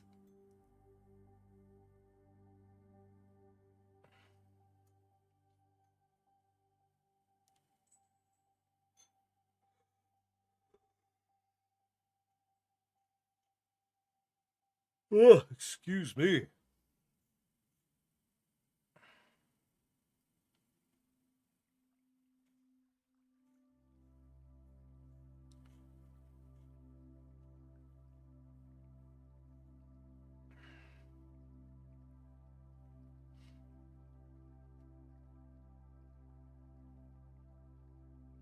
I'm back. I stayed logged in. I had dinner with the family. 10-ounce ribeyes for $10 each was it? That is a steal. Hell yes. And then Clifford, you said I go to the library on occasion when I go to the anime manga club. Yeah, libraries are so important. I think that they should be more of a focus for communities, but I also think that just for some communities, literacy just isn't that important. Did you say you're 4'3"? Yes, canonically, in the tavern canon, I am 4'3", Jacob. Now, what does that mean? I will leave it up to the imagination. Yes, I am 4'3". Okay, ads are done. Thank you for all. I appreciate you. Let's finish up this chapter, and then we'll see how long the next chapter is going to be. So Brom was asking Eragon what word he said. Yes, Brazinga. The fire flared and a shiver ran through Eragon. Something about the word made him feel incredibly alive. I thought so. Brazinga is one of the ancient language that all living things used to speak. However, it was forgotten over time and went unspoken for aeons in Alagasia, until the elves brought it back over the sea. They taught it to the other races, who used it for making and doing powerful things. The language has a name for everything, if you can find it. But what does that have to do with magic? Interrupted Eragon. Everything! It is the basis for all power. The language describes the true nature of things, not the superficial aspects that everyone sees. For example, the fire is called Brisinga. Not only is that a name for fire, it is the name for fire. If you're strong enough, you can use Brisinga to direct fire to do whatever you will. And that is what happened today. Eragon thought about it for a moment. Why was the fire blue? How come it did exactly what I wanted when all I said was fire? The color varies from person to person. Depends on who says the word. As to why the fire did what you wanted, that's a matter of practice. Most beginners have to spell out exactly what they want to happen. As they gain more experience, it isn't as necessary. True master will just say water and create something totally unrelated, like a gemstone. You wouldn't be able to understand how he'd done it, but the master would have seen the connection between water and the gem, and would have used that as the focal point for his power. The practice is more of an art than anything else. What you did was extremely difficult.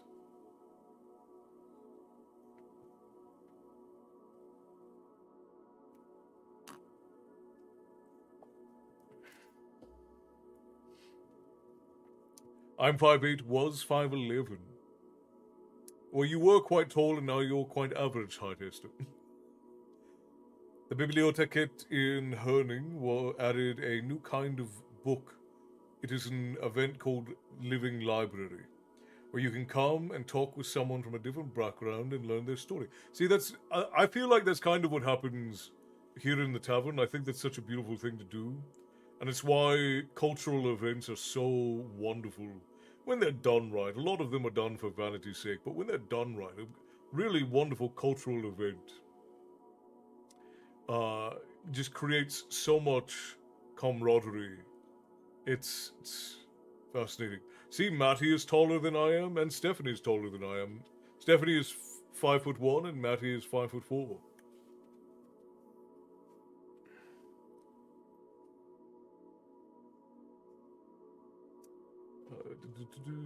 Where was I?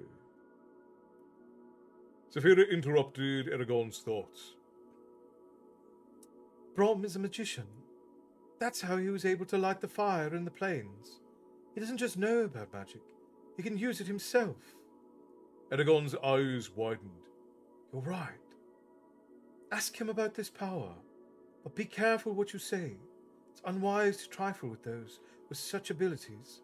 If he is a wizard or a sorcerer, who knows what his motives might have been settling in Carvahall. Eragon kept that in mind as he said carefully. Saphira and I just realized something. You can use this magic, can't you? That's how you started the fire on our first day in the plains. Brom inclined his head slightly. I'm proficient, to some degree. Then why didn't you fight the Urgles with it? In fact, I can think of many times when it would have been useful. You could have shielded us from the storm and kept the dirt out of our eyes. After refilling his pipe, Brom said, Some simple reasons, really. I am not a rider, which means that even at your weakest moment, you are stronger than I, and I've outlived my youth. I'm not strong enough as I used to be. Every time I reach for magic, it gets a little harder. Eragon dropped his eyes, abashed. I'm sorry. Don't be, said Brom as he shifted his arm. It happens to everyone. Where did you learn to use magic? That is one fact I'll keep to myself. Suffice it to say, it was in a remote area and very far, and from a very good teacher. I can, at the very least, pass on his lessons. Brom snuffed his pipe with a small rock. I know you have a lot more questions, and I will answer them, but we must wait until morning. He leaned forward, eyes gleaming. Till then, I will say this to discourage any experiments. Magic takes just as much energy as if you use your arms and back. That is why you felt tired after destroying the Urgles. And that is why I was angry. It was a dreadful risk on your part. If the magic had used more energy than was in your body, it would have killed you. You should use magic only for tasks that can't be accomplished in the mundane way. How do you know if a spell will use all your energy? Asked Eragon, frightened. Brom raised his hands. Most of the time you don't. That's why magicians have to know their limits well. And even if they are cautious, once you commit to a task and release the magic, you can't pull it back, even if it's going to kill you. I mean this as a warning. Don't try anything until you've learned more. Not enough of this. No, enough of this for tonight. As they spread out their blankets, Saphira commented with satisfaction. We are becoming more powerful, Eragon. Both of us. Soon no one will be able to stand in our way. Yes, but which way will we choose? Whichever one we want, she said smugly, settling down for the night. And so ends chapter 19 of Eragon of the Inheritance Cycle. Okay, let's see how long the next chapter is, because we're just about 2 hours in. Let's see how far. Okay, the next chapter is 10 pages. We can definitely get another 10-page chapter in. I think the one after that is not terribly long either. And the one after that is only 8. So I think we'll get through 2 more chapters tonight. How does that sound for everyone?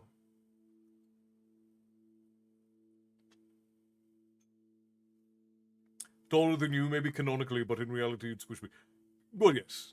Maybe. Possibly.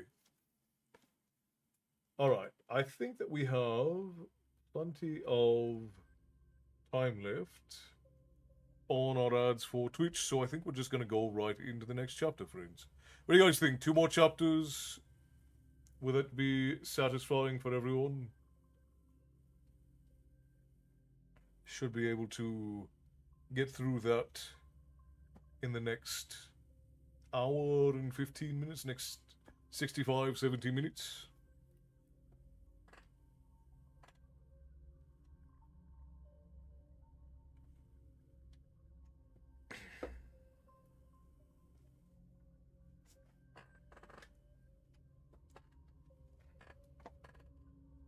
Well, I'd have to sit on you to squish you, Matty, and there's no danger of me sitting on you, so I think you'll be all right. All right. Let's see. I just want to make sure I haven't missed anyone.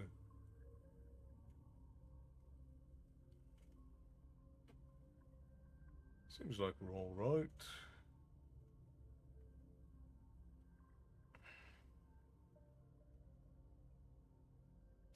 Sounds good. 2 more. I love it when you forget to change voices. It's truly good. Duncan, hello, my friends. Jacob, 6'1", tall lad, you are. Tim, you said hello from Pennsylvania. I have watched your videos when they come up on my Facebook videos, and they are great. Well, thank you, Tim. I appreciate you for that. I hope that you have enjoyed your time with us here for Storytime. I apologize. It does take me a minute to look up and see everybody's comments. But when, if ever I miss something, you can feel free to poke me again, and I'll answer the questions you have. But welcome in. I'm glad to have you.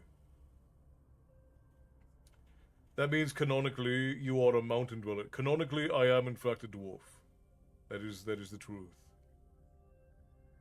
And Duncan, hello, my friend. Welcome in. Good to see you, brother. I'm shorter than and that scares me. 2 chapters sounds pretty good. Elsie loves hearing the stories. She's been up since 4 in the morning and could really use a good rest. Fair enough. Yeah, and who was it that said? Oh, Jacob. Sometimes they only do like a single end quotation, so I don't see the single end quotation. And then I'll just keep reading because I think that the person's still talking. And it takes me a few words to realize that the context has changed. But alright, Frost, brother, thank you so much for being in, even though you've had a bit of a day. And I appreciate you tending the bar. And for spending your time with us here. You make sure you go off, you have a good rest. And I hope you sleep well, and I hope you rise tomorrow ready to conquer the day, my friend. Blessings to you and to your dear friend. I hope you dream sweetly and remember your friend well.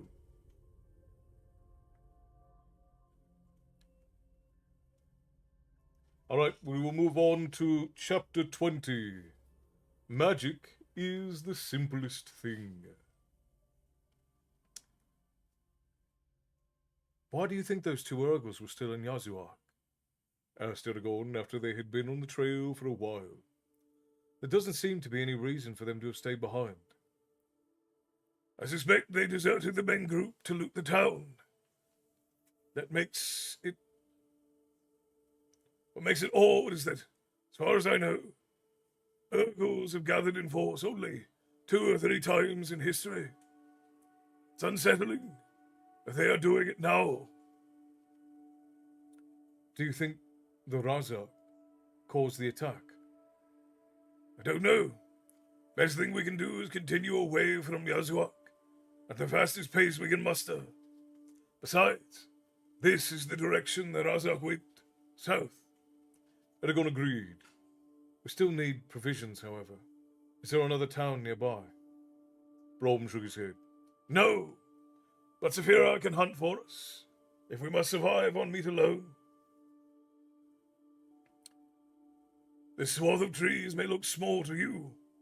There are plenty of animals in it. The river is the only source of water for many miles around. So most of the plains animals come here to drink.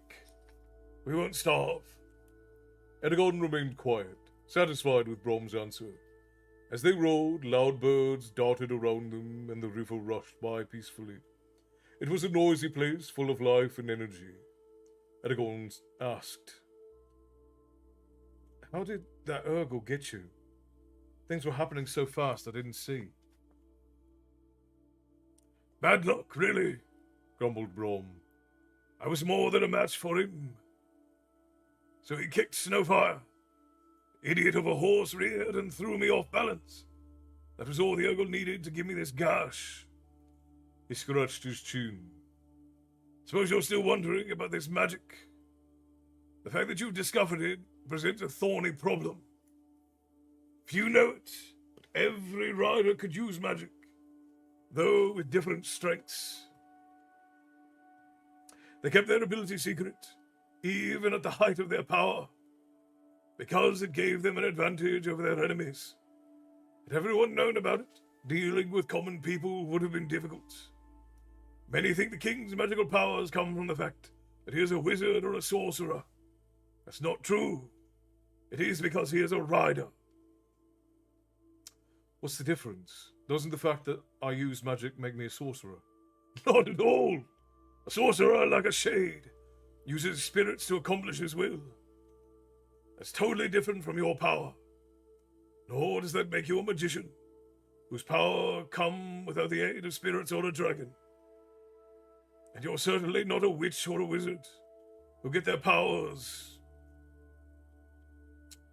from various potions and spells. Which brings me back to the original point you presented.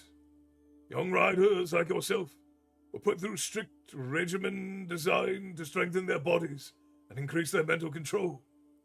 This regimen continued for many months, occasionally years, until the riders were deemed responsible enough to handle magic. Up until then, not one student was told of his potential powers. If one of them discovered magic by accident, he or she was immediately taken away for private tutoring. It was rare for anyone to discover magic on his own. He inclined his head towards Eragon. Though they were never put under the same pressure you were.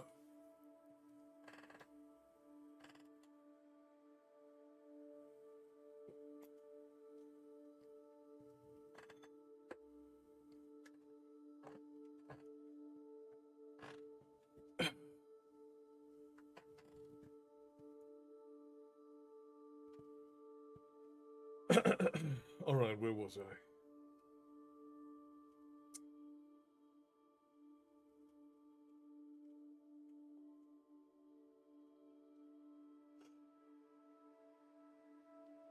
Then how were they finally trained to use magic? Asked Eragon. I don't see how you could teach it to anyone. If you had tried to explain it to me 2 days ago, it wouldn't have made any sense. The students were presented with a series of pointless exercises designed to frustrate them. For example, they were instructed to move piles of stones using only their feet, to fill ever-draining tubs of water, and other impossibilities. After a time, they would get infuriated enough to use magic. Most of the time, they succeeded. What this means, Brom continued, is that you will be disadvantaged if you ever meet an enemy who has received this training.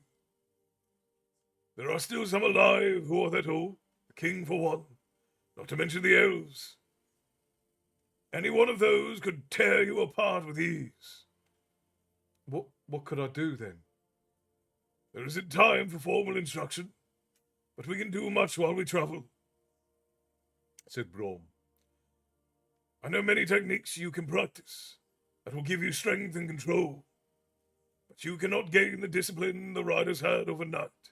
You He looked at Eragon humorously. We'll have to amass it on the run. It will be hard in the beginning, but the reward will be great. It may please you to know that no rider your age have ever used magic the way you did yesterday with those two Urgles. Eragon smiled at the praise. Thank you. Does this language have a name? Brom laughed. Yes, but no one knows it.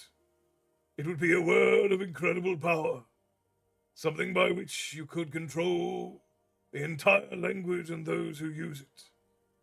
People have long searched for it, but no one has ever found it. I still don't understand how this magic works, said Eragon. Exactly how do I use it? Brom looked astonished. I haven't made that clear. No. Brom took a deep breath and said, to work with magic, you must have a certain innate power, which is very rare among people nowadays. You also have to be able to summon that power at will. Once it is called upon, you have to use it or let it fade away. Understood? Now, if you wish to employ the power, you must utter the word or phrase of the ancient language that describes your intent. For example, if you hadn't said Brzinga yesterday, nothing would have happened. So I'm limited by my knowledge of this language. Exactly, crowed Brom. Also, while speaking it, it's impossible to practice deceit. Eragon shook his head. That can't be. People always lie. The sounds of the ancient words can't stop them from doing that. Brom cocked an eyebrow and said, Feder blakre, et wait nata, ne et hain ono, blake o met lam. A bird suddenly flitted from the branch and landed on his hand. It trilled lightly and looked at them with beady eyes, and after a moment he said, Either, and it fluttered away. How did you do that? Asked Eragon in wonder. I promised not to harm him. He may not have known exactly what I meant, but in the language of the power, the meaning of my words was evident. Bird trusted me because he knows what all animals do. But if you speak in that tongue, you are bound by your word. And the elves speak this language? Yes. So they never lie? Not quite, admitted Brom. They maintain that they don't, and in a way it's true. But they have perfected the art of saying one thing and meaning another. You never know exactly what their intent is, or if you have fathomed it correctly. Many times they only reveal part of the truth and withhold the rest. It takes a refined and subtle mind to deal with their culture. Eragon considered that. What do personal names mean in this language? Do they give power over people? Brom's eyes brightened with approval. Yes, they do. Those who speak the language have two names. The first is for everyday use, has little authority. The second is their true name, and is shared with only a few trusted people. There was a time when no one concealed his true name, but this age isn't as kind. Whoever knows your true name gains enormous power over you. It's like putting your life into another person's hands. Everyone has a hidden name, but few know what it is. How do you find your true name? Asked Eragon. Elves know theirs instinctively, but no one has that gift. Human riders usually went on quests to discover it, or found an elf who would tell them, which is rare, but elves don't distribute that knowledge freely, replied Brom. I'd like to know mine, Eragon said wistfully. Brom's brow darkened. Be careful. It can be a terrible knowledge. To know who you are without any delusions or sympathy is a moment of revelation, that no one experiences unscathed. Some have been driven to madness by the stark reality, but most try to forget it. But as much as the name will give others power, so you may gain power over yourself, if truth does not break you. And I am sure that it would not, Stated Saphira. I still wish to know, said Eragon, determined. You are not easily dissuaded. That is good. For only the resolute find their identity. But I cannot help you with this. It is a search that you will have to undertake on your own. Brom moved his injured arm and grimaced uncomfortably. why can't you or I heal that with magic? Asked Eragon. Brom blinked. No reason. I've just never considered it because it's beyond my strength. You could probably do it with the right word. But I don't want you to exhaust yourself.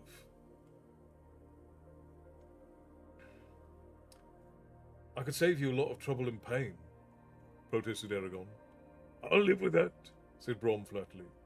Using magic to heal a wound takes just as much energy as it would to mend on its own. I don't want you tired for the next few days. Shouldn't attempt such a difficult task yet. Still, if it's possible to fix your arm, could I bring someone back from the dead? The question surprised Brom, but he answered quickly. Remember what I said about projects that will kill you? That is one of them. Riders were forbidden to try and resurrect the dead for their own safety. There is an abyss beyond life where magic means nothing. If you reach into it, your strength will flee, and your soul will fade into darkness.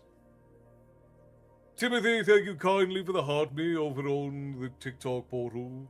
Tips to the Tavern Keeper always appreciated, my friend. Thank you very much. Wizards, sorcerers, and riders all have failed and died on that threshold. Stick with what's possible. Cuts, bruises, maybe some broken bones. But definitely not dead people. Eragon frowned. This is a lot more complex than I thought. Exactly, said Brom. And if you don't understand what you're doing, you'll try something too big and die.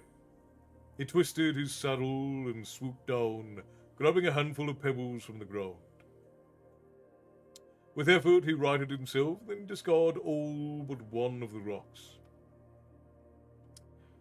See this pebble? Yes. Take it. Eragon did and stared at the unremarkable lump. It was dull black, smooth, and as large as the end of his thumb. There were countless stones like it on the trail. This is your training. Eragon looked back at him, confused. I don't understand. Of course you don't, said Brom impatiently. That's why I'm teaching you, and not the other way around. Stop talking or we'll never get anywhere. What I want you to do is lift the rock off your palm and hold it in the air for as long as you can. The words you're going to use are Stena Reza. Say them. Stena Reza. Good. Go ahead and try. Eragon focused sourly on the pebble, searching his mind for any hint of energy that had burned in him the day before. The stone remained motionless as he stared at it, sweating and frustrated. How am I supposed to do this? Finally, he crossed his arms and snapped. This is impossible. No, said Brom gruffly. I'll say when it's impossible or not. Fight for it. Don't give in so easily. Try again. Frowning, Eragon closed his eyes, setting aside all distracting thoughts. He took a deep breath, reached into the farthest corners of his consciousness, trying to find where this power resided. Searching, he found only thoughts and memories until he felt something different. A small bump that was a part of him, and yet not him. Excited, he dug into it, seeking what it hid, and he felt resistance. A barrier in his mind, but he knew that the power lay on the other side. He tried to breach it, but it held firm before his efforts. Growing angry, he drove into the barrier, ramming against it with all his might, until it shattered like a thin pane of glass, flooding his mind with a river of light. Steinorasia, He gasped. The pebble wobbled into the air over his faintly glowing palm. He struggled to keep it floating, but the power slipped away and faded back behind the barrier. The pebble dropped to his hand with a soft plop, and his palm returned to normal. He felt a little tired, but grinned from his success.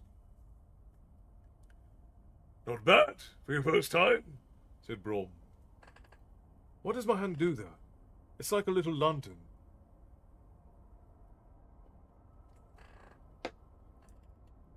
"No one's sure," Brom admitted. "Riders always had preferred to channel their power through whichever hand bore the gateway Ignacia. You can use your other palm, but it isn't as easy." He looked at Eragon for a minute. "I'll buy you some gloves in the next town if it isn't gutted. You hide the mark pretty well on your own, but we don't want anyone to see it by accident. Besides, there may be times when you don't want the glow to alert an enemy." Do you have your own mark? "No, only riders have them," said Brom. "Also, you should know that magic is affected by distance. Just like an arrow or a spear. If you try to lift or move something a mile away, it'll take more energy than if you were closer. So if you see enemies racing after you from leagues away, let them approach before using magic. Now, back to work. Try to lift the pebble again." Again? asked Eragon weakly, thinking of the effort it had taken to do it just once. "Yes, this time be quicker about it." They continued with the exercises throughout most of the day. When Eragon finally stopped, he was tired and ill-tempered. In those hours, he'd come to hate the pebble and everything about it. He started to throw it away, but Brom said, "Don't! Keep it!" Eragon glared at him, then reluctantly tucked the stone into his pocket. "We're not done yet," warned Brom. "Don't get comfortable." He pointed to a small plant. "This is called Delos." From there on, he instructed Eragon in the ancient language, giving him words to memorize, from Vonder, a thin, straight stick, to the morning star, Adair. That evening they sparred around the fire. Though Brom fought with his left hand, his skill was undiminished. The days followed the same pattern. First, Eragon struggled to learn the ancient words and to manipulate the pebble. Then, in the evening, he trained against Brom with fake swords. Eragon was in constant discomfort, but he gradually began to change, almost without noticing. Soon the pebble no longer wobbled when he lifted it. He mastered the first exercises Brom gave him and undertook harder ones, and his knowledge of the ancient language grew. In their sparring, Eragon gained confidence and speed, striking like a snake. His blows became heavier, and his arms no longer trembled when he warded off attacks. The clashes lasted longer as he learned how to fend off Brom. Now, when they went to sleep, Eragon was not the only one with bruises. Saphira continued to grow as well, but more slowly than before. Her extended flights, along with periodic hunts, kept her fit and healthy. She was taller than the horses now, and much longer.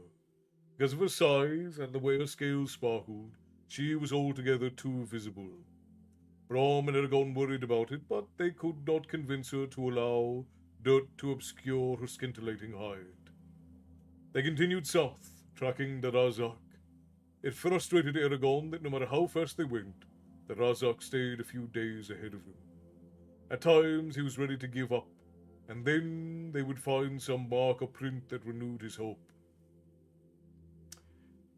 There were no signs of habitation along the Ninor or in the plains, leaving the three companions undisturbed as the days slipped by. Finally, They neared Dorit, the first village since Yazuak. The night before they reached the village, Eragon's dreams were especially vivid. He saw Garo and Rorin at home. Sitting in the destroyed kitchen, they asked him for help rebuilding the farm. But he only shook his head with a pang of longing in his heart. "I'm tracking your killers," he whispered to his uncle. Garo looked at him askance and demanded, "Do I look dead to you?" "I can't help you," Eragon said softly, feeling tears in his eyes. There was a sudden roar and Garo transformed into the Razak. "Die!" they hissed, and leapt at Eragon.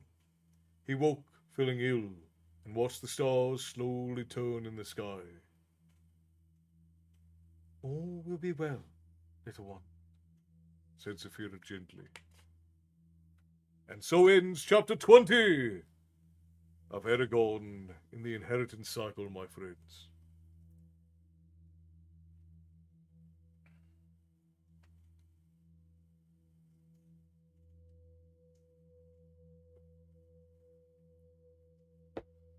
Let's see how our friends on Twitch are doing. Oh, 25 minutes. Yeah, we can make it. I think we can get through this next chapter before that's done. And then we'll have time for some songs afterwards. Yeah. All right. Going right into the next chapter, friends. Settle in as we forge forward in to Dorit. Dorit was on the bank of the Ninor River, as it had to be to survive. The village was small and wild-looking, without any signs of inhabitants. Eragon and Brom approached it with great caution. Zafira hid close to the town this time. If trouble arose, she would be at their side within seconds. They rode into Dorit, striving to be silent. Brom gripped his sword with his good hand, eyes flashing everywhere. Eragon kept his bow partially drawn as they passed between the silent houses, glancing at each other with apprehension. "This doesn't look good," commented Eragon to Zafira. She did not answer, but he felt her prepare to rush after them. He looked at the ground and was reassured to see fresh footprints of children. But where are they? Brom stiffened as they entered the center of Dorit and found it empty. The wind blew through the desolate town, and dust devils swirled sporadically. Brom wheeled Snowfire about. Let's get out of here. I don't like the feeling of this." He spurred Snowfire into a gallop, and Eragon followed, urging Karok onward. They advanced only a few strides before wagons toppled out from behind the houses and blocked their way. Karok snorted and dug in his hooves, sliding to a stop next to Snowfire. A swarthy man hopped over the wagon and planted himself before them. A broadsword swung from his side, and a drawn bow in his hands. Eragon swung his own bow up and pointed at the stranger, who commanded, "Halt! Put your weapons down. You're surrounded by 60 archers. They'll shoot if you move." As if on cue, a row of men stood on the roof of the surrounding houses. "Stay away, Zafira," cried Eragon. "There are too many. If you come, they'll shoot you out of the sky. Stay away." She heard, but was unsure if she should obey. He prepared to use magic. "I'll have to stop the arrows before they hit me or Brom." "What do you want?" asked Brom calmly. "Why have you come here?" demanded the man. "To buy supplies and hear the news. Nothing more. We're on our way to my cousin's house in Dras Leona." "You're on pretty heavily." "So are you," said Brom. "It's a dangerous times." "True." The man looked at them carefully. "I don't think you mean us ill, but we've had too many encounters with Urgles and bandits for me to trust you only on your word." "If it doesn't matter what we say, what happens now?" countered Brom. The men on top of the houses had not moved. By their very stillness, Eragon was sure that they were either highly disciplined or frightened for their lives. He hoped it was the latter. You say you only want supplies? Would you agree to stay here while we bring what you need, and then pay us and leave immediately? Yes. All right, said the man, lowering his bow, though he kept it ready. He waved at one of the archers, who slid to the ground and ran over. Tell him what you want.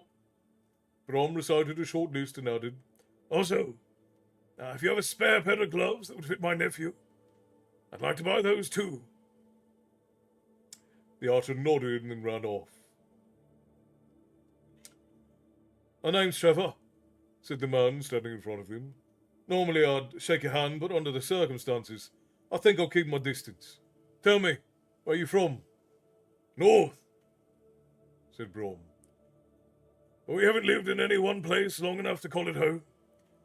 Have Urgles forced you to take these measures? Yes, said Trevor. And worse fiends. Do you have any news from the other towns? We receive word from them rarely, but there have been reports that they've also been beleaguered. Brom turned grave. I wish it wasn't our lot to bring you these tidings. Nearly a fortnight ago we passed through Yazuak and found it pillaged. The villagers have been slaughtered, piled together. We would have tried to give them a decent burial, but 2 Urgles attacked us. Shocked, Trevor stepped back and looked down with tears in his eyes. Alas, this is indeed a dark day. Still, I don't see how 2 Urgles could have defeated all of Yazuak. The people there were good fighters. Some were my friends. There were signs that a band of Urgles had ravaged the town, stated Brom. I think the ones we encountered were deserters. How large was the company? Brom fiddled with his saddlebag for a minute. Large enough to wipe out Yazuak. Small enough to go unnoticed in the countryside. No more than 100. No less than 50.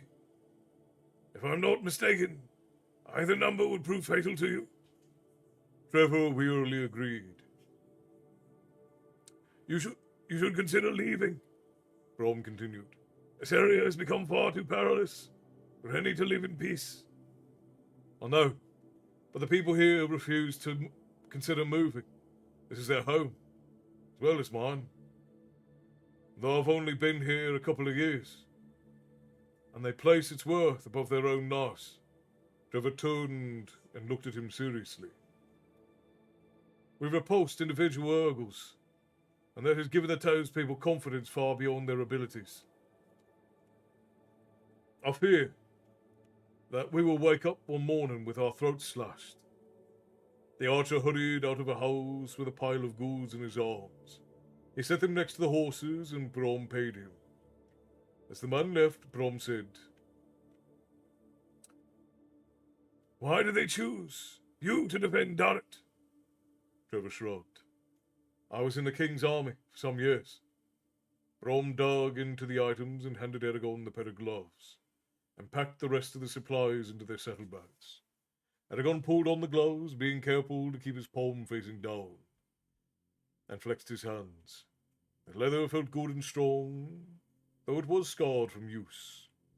Well, said Brom, as I promised, we'll go now. Trevor nodded. When you enter Dras Leonia, could you do us a favour? Alert the Empire to our plight, and that of the other towns. If word hasn't reached the king by now, it's cause for worry. And if it has, but he's chosen to do nothing, that too is cause for worry. We will carry your message. May your sword stay sharp, said Brom. And yours. The wagons were pulled out of their way, and they rolled from Darret into the trees along the Ninor River. Eragon sent his thoughts to Saphira. We're on our way back. Everything turned out all right. Her only response was simmering anger. Brom pulled at his beard. The Empire is in worse condition than I had imagined.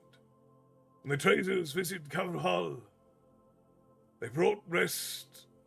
They brought reports of unrest, but I never believed that it was this widespread.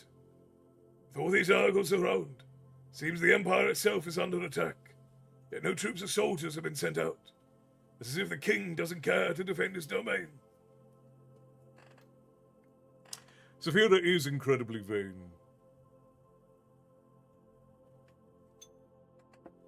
I really love and hate slaughtering my darlings. I've been busy cutting a character most of the day and realizing I still want her, so I'm trying to fit her in elsewhere. Don't get into the habit of that, because then you're going to end up with a Frankenstein story, and it's going to be worse for wear, Matty. But yeah, Saphira is incredibly vain, Bear. That is an accurate statement.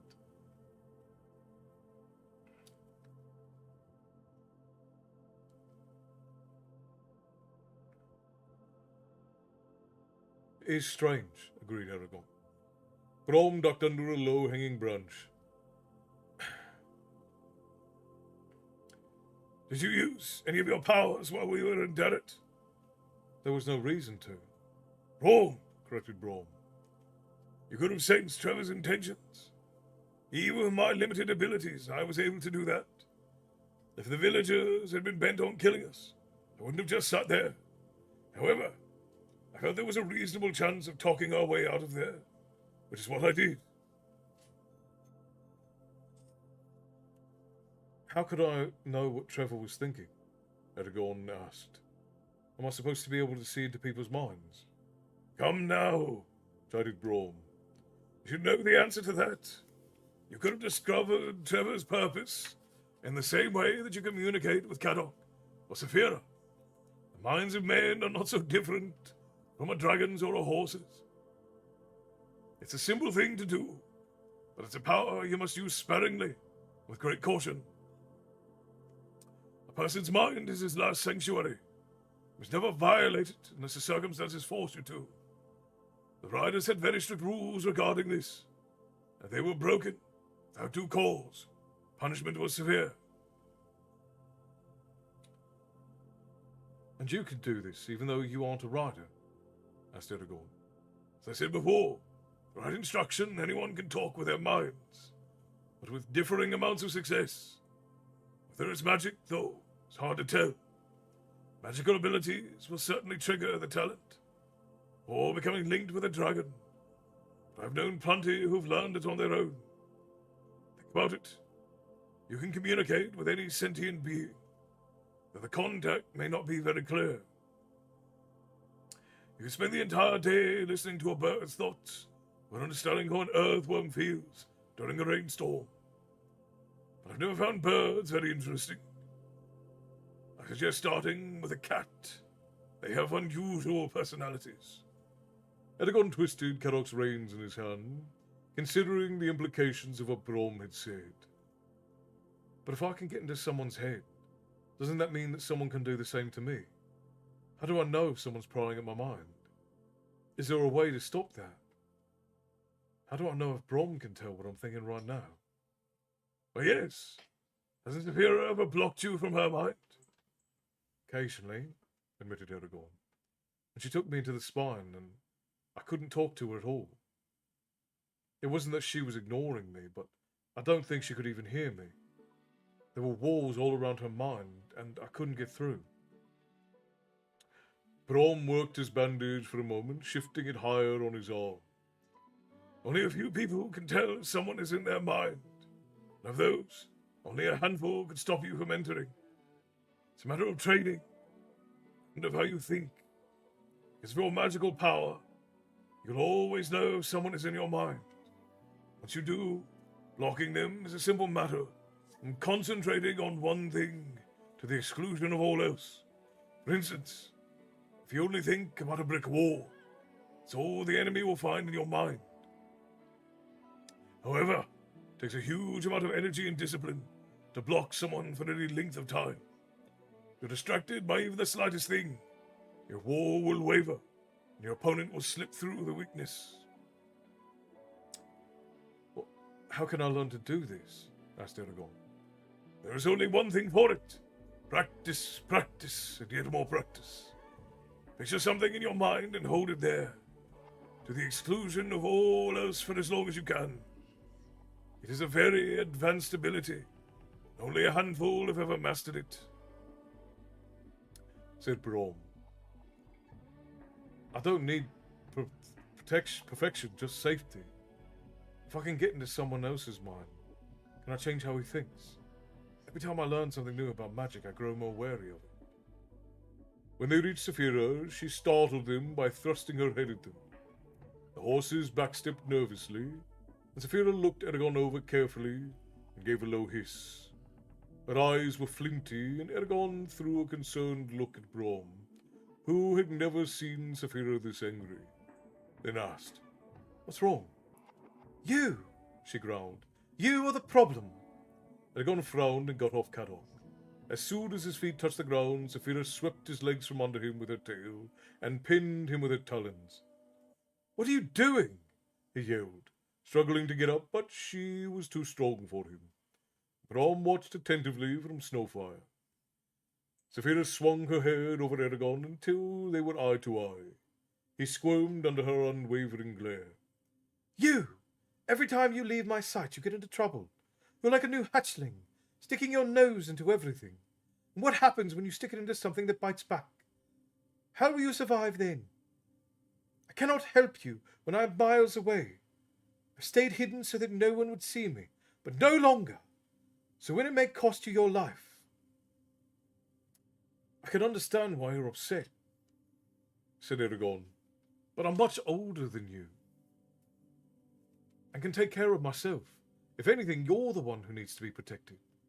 She snarled and snapped her teeth by his ear. Do you really believe that? She asked.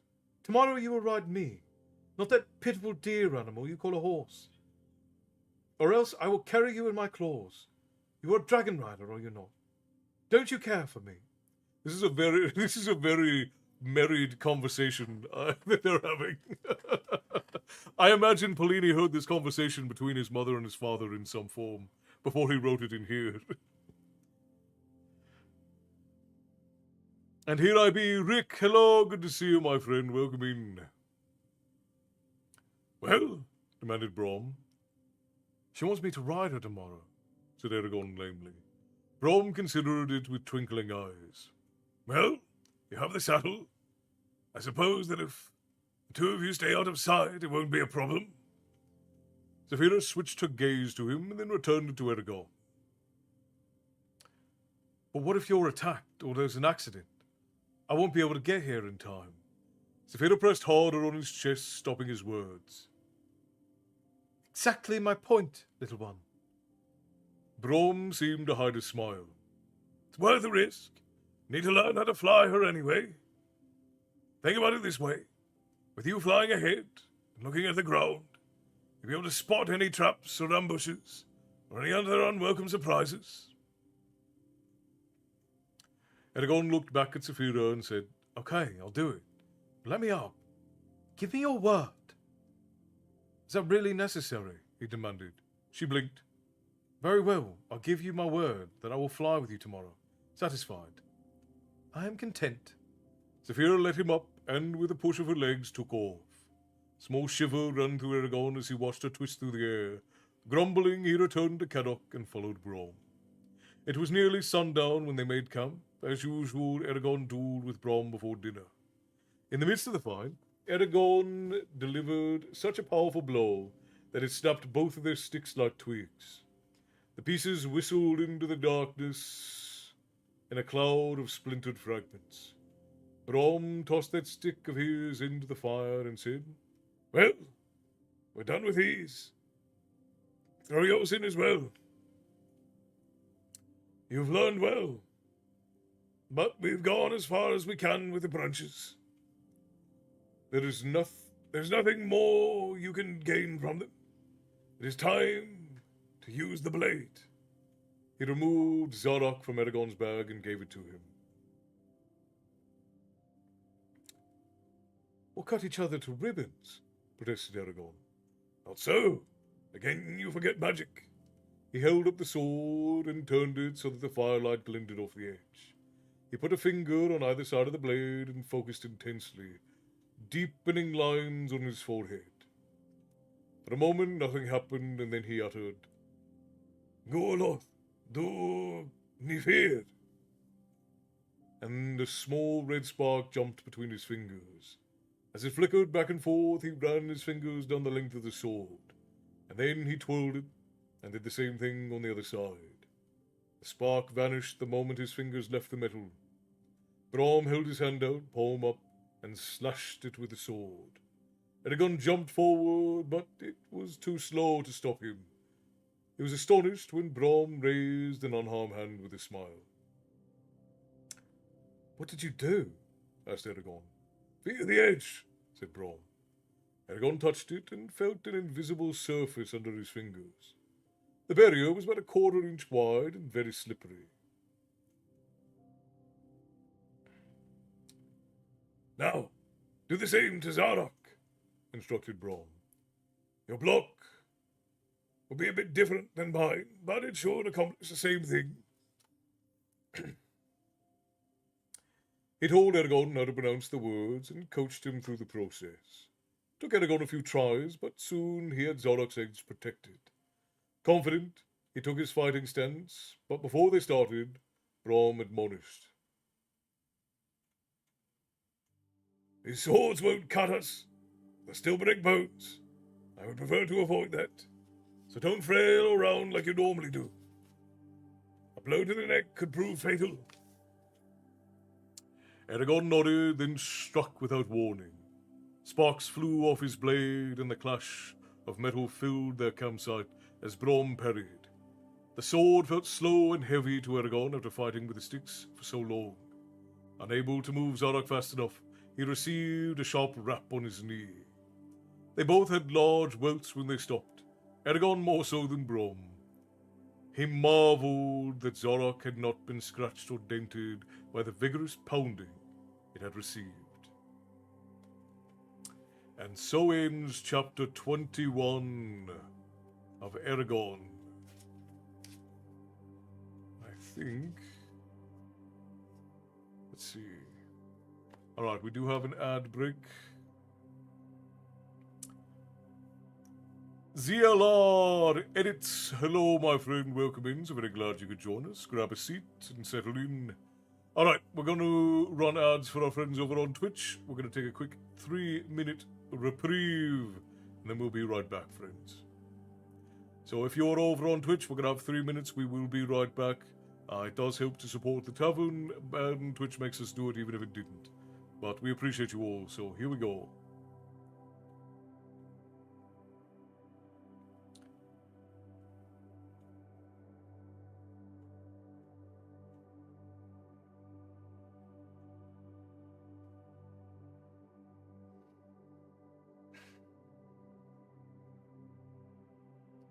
All hail the bearded man? No, let's not do that.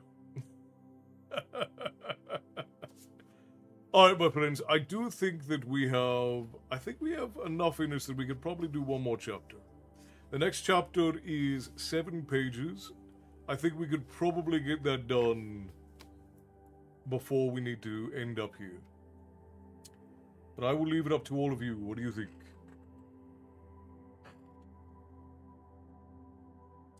I'm on Twitch and you don't have... Well, if you have a sub or turbo over on Twitch, you won't be seeing any ads, Rick.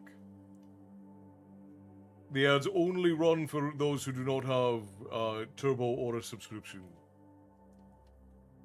The variety and length of these chapters is different. Yes, it's incredible. Because he's got some that are like 3 pages long, and he's got some that are almost 30 pages long, which is a wild variation in chapter length. Now, I will say that for a young adult book, that's probably why this book is so addicting for people, because the variable in chapter length makes it much easier to have that sense of accomplishment. So if a chapter is... Yeah, because then the chapter after that one is only 4 pages long. Yes, please. Okay, I think that we will. I think we'll do one more chapter, before we end up for the night. Because that'll have us, we'll have done almost 40 pages. And we'll have done 4 chapters by the end of it. I was hoping to get through the entire stream, and I have a horrible headache, so good night. Alright, Crow, have yourself a wonderful night, my friend. Yet we've got... we'll probably be on for another 25 minutes or so. So if you want to keep up in the background so you can have it there, then that way you don't feel the need to have the screen in your face. But if not, I completely understand. Go ahead and head off. Get some rest. Nurse that headache, drink water, and get yourself some food if you haven't eaten. Because those are the 2 biggest contributors to headaches. Not having eaten and not having had any water. I know most of you are dried out husks not drinking your water. Some of you do. Some of you I know do drink your water, but I know a good chunk of you absolutely do not. Just dried out. Why are you calling me? Because you need to drink water, Maddie. It's one of the most essential things. What do I say? You need to have basic exercise. You need to sleep. You need to drink water, and you need basic nutrition. If you do those things, you will live a long and healthy life. If you refuse to do those things, you will live you might live long, but you will not live a happy life.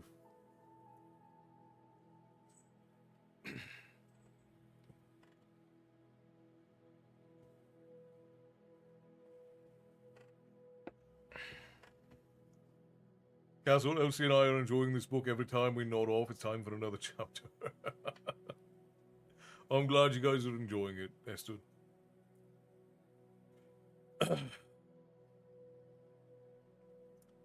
Yeah, I don't accept the I drink liquid argument, even from the lady.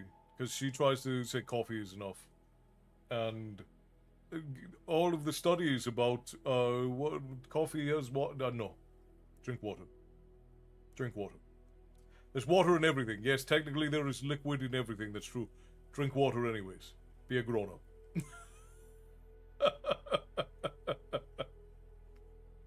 The only point of immaturity that the lady has is her insistence of not drinking water. She is a very mature and elegant and just overall very high-browed woman. The only thing is the water thing. That's the only, and making me let the cats in the bedroom, that as well. But other than that, she's the only thing I ever have to chastise her on. Well, that and not eating. So just generally around her nutrition, I guess we'll say. Tasmanian water is the best. So you've said, I've never had the pleasure of Tasmanian water, but I would be willing to give it a try. I find my job rather physical, and yet we have a few technicians that will run 12 hours in the shop, still go to the gym. I don't get it. Yeah, once you get into the routine of it, Tyson, like you do the physical work, then you go to the gym. What you'll find is that the gym will give you more energy and more strength for the day because it's working the muscle in a different way.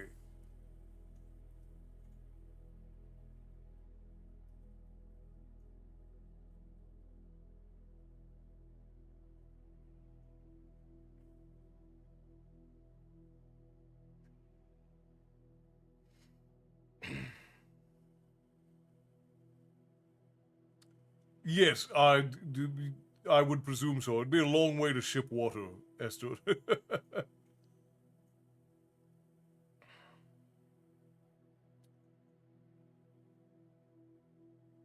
The old joke, you know what fish do in water.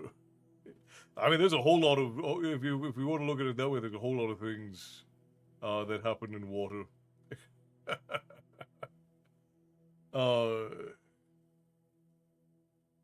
Just so you know, while I've been stacking the delivery of firewood, I've drunk more water than beer. Good, Bear. Good. I'm glad to hear it. I feel like calling... I'm not even calling her out. Like, she knows that I get upset at her for not drinking water and for not eating properly. She's well aware. There's a book called You're Not Sick, You're Thirsty. That sounds like a spectacular book. I'm going to get it for everybody in the tavern for Christmas. Alright, guys, final chapter of the story time. Sit down, settle in, fill your tankards. Because we are going through the dragon's eye. The chapter is called Through a Dragon's Eye. The next morning, Eragon woke with stiff limbs and purple bruises. He saw Brom carry the saddle to Zafira and tried to quell his uneasiness.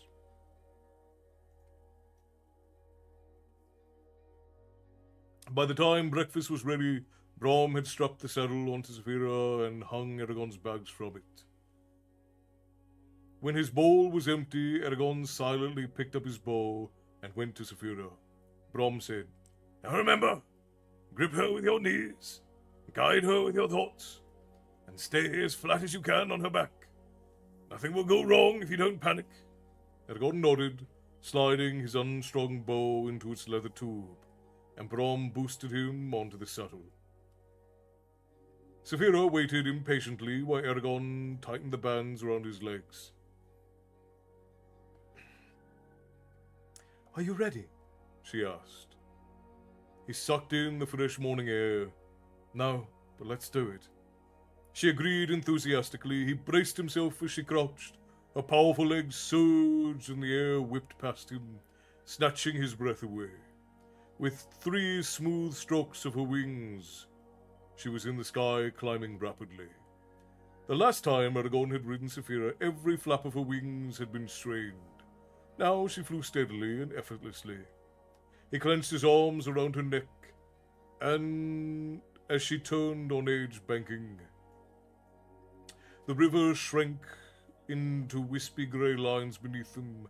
Clouds floated around them. When they leveled off high above the plains, the trees below were no more than specks. The air was thin, chilly, and perfectly clear. "This is wonderful!" His words lost as Zafira tilted and rolled completely around. The ground spun in dizzying circles, and vertigo clutched Eragon. "Don't do that!" he cried. "I feel like I'm going to fall off." "You must get accustomed to it. I'm attacked in the air. That's one of the simplest maneuvers I do," she replied. He could think of no rebuttal, so he concentrated on controlling his stomach. Zafira angled into a shallow dive and slowly approached the ground. Although Eragon's stomach lurched with every wobble, he began to enjoy himself. He relaxed his arms a bit and stretched his neck back, taking in the scenery. Zafira let him enjoy the sights a while and then said, "Let me show you what flying is really like." "How?" he asked. "Relax, and do not be afraid." That is never something you want to hear anybody say. Never, ever, ever do you want to hear anybody say, "Relax and don't be afraid." Oh. Her mind tugged at his, pulling him away from his body. Eragon fought for a moment, then surrendered control. His vision blurred, and he found himself looking through Zafira's eyes. Everything was distorted. Colors had weird, exotic tints. Blues were more prominent now, while greens and reds were subdued. Eragon tried to turn his head and body, but could not. He felt like a ghost who'd slipped out of the ether.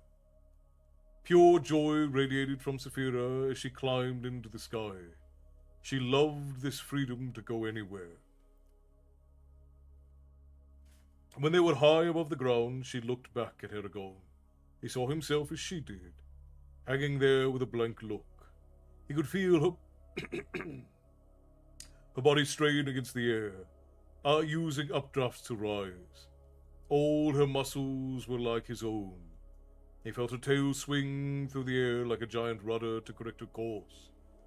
It surprised him how much she depended on it. Their connection grew stronger until there was no distinction between their identities. They clasped their wings together and dived straight down, like a spear from on high. No terror of falling touched Eragon.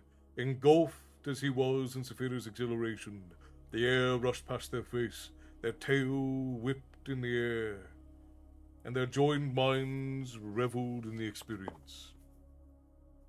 Even as they plummeted towards the ground, there was no fear of collision. They snapped open their wings just the right moment, pulling out of the dive with their combined strength, slanting towards the sky. They shot up and continued back, over into a giant loop. As they leveled out, their minds began to diverge, becoming distinct personalities again. For a split second, Eragon felt both his body and Saphira's. Then his vision blurred and he again sat on her back. He gasped and collapsed into the saddle. It was minutes before his heart stopped hammering and his breath calmed. Once he had recovered, he exclaimed, That was incredible. How can you bear to land when you enjoy flying so much? I must eat, she said with some amusement, but I am glad that you took pleasure in it. Those are spare words for such an experience. I'm sorry, I haven't flown with you more. I never thought it would be like that. Do you always see so much blue? It is the way I am. We will fly together more often now. Yes, every chance we get. Good, she replied in a contented tone. They exchanged many thoughts as she flew, talking as they had not for weeks. Saphira showed Eragon how she used the hills and trees to hide, and how she could conceal herself in the shadow of a cloud. They scouted the trail for Brom, which proved to be more arduous than Eragon expected. They could not see the path unless Saphira flew close to it, in which case she risked being detected.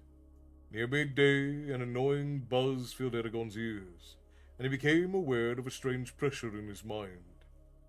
He shook his head, trying to get rid of it, but the tension only grew stronger. Brom's words about how people could break into others' minds flashed through Eragon's head, and he frantically tried to clear his thoughts. He concentrated on one of Saphira's scales, and forced himself to ignore everything else. The pressure faded for a moment, and then returned greater than ever. A sudden gust rocked Saphira, and Eragon's concentration slipped.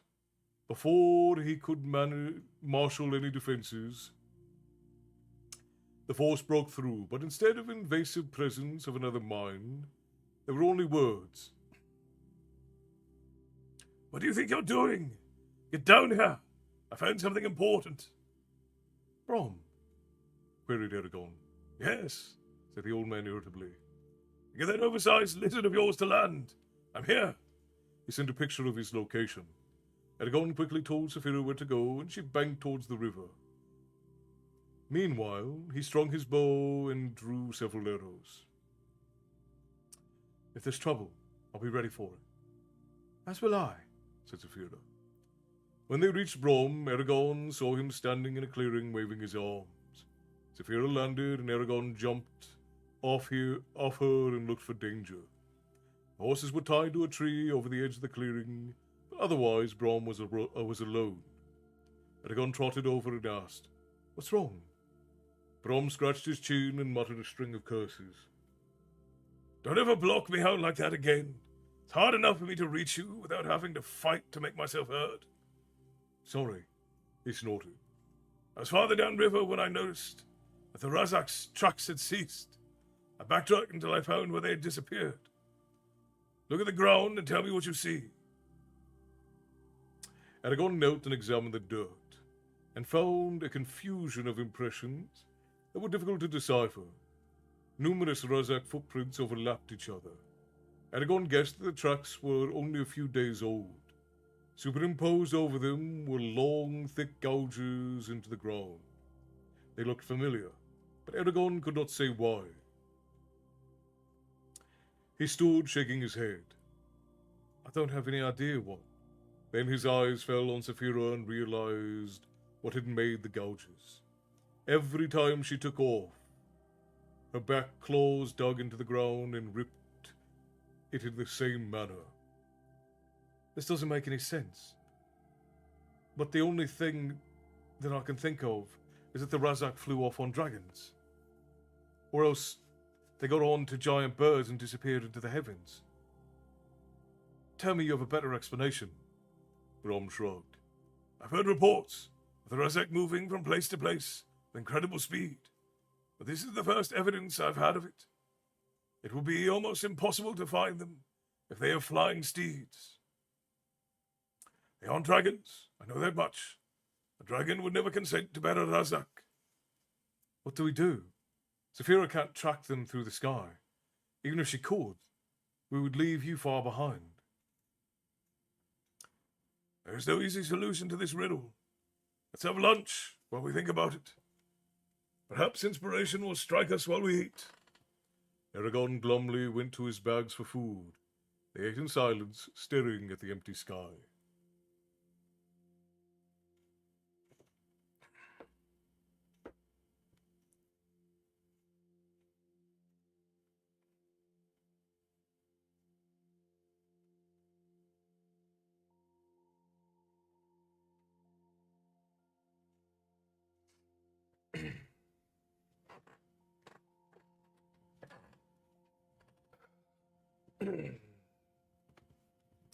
Once again, Eragon thought of home and wondered what Rorin was doing.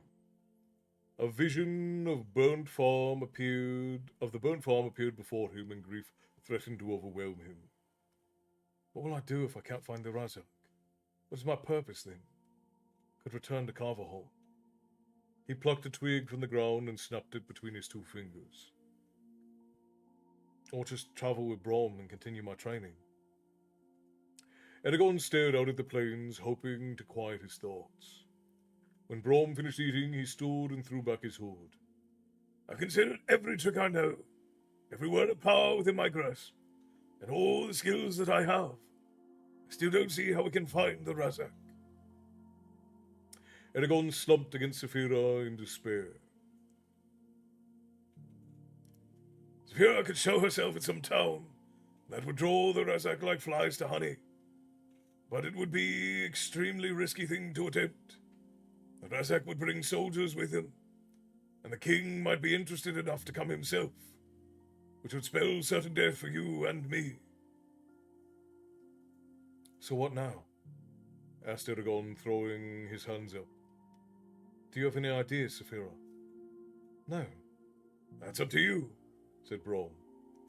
This is your crusade. Eragon ground his teeth angrily and stalked away from Brom and Saphira. Just as he was about to enter the trees, his foot struck something hard. Lying on the ground was a metal flask with a leather strap. Just long enough to hang off of someone's shoulder. A silvered insignia that Eragon recognized, as the Razak symbol was wrought onto it. Excited, he picked up the flask and unscrewed its cap. Cloying smell filled the air. The same one he had noticed when he found Garo in the wreckage of their house. He tilted the flask, and a drop of clear, shiny liquid fell to his finger. Instantly, Eragon's finger burned as if it were on fire. He yelped and scrubbed his finger on the ground, and after a moment, the pain subsided to a dull throbbing. A patch of skin had been eaten away. Grimacing, he jogged back to Brom.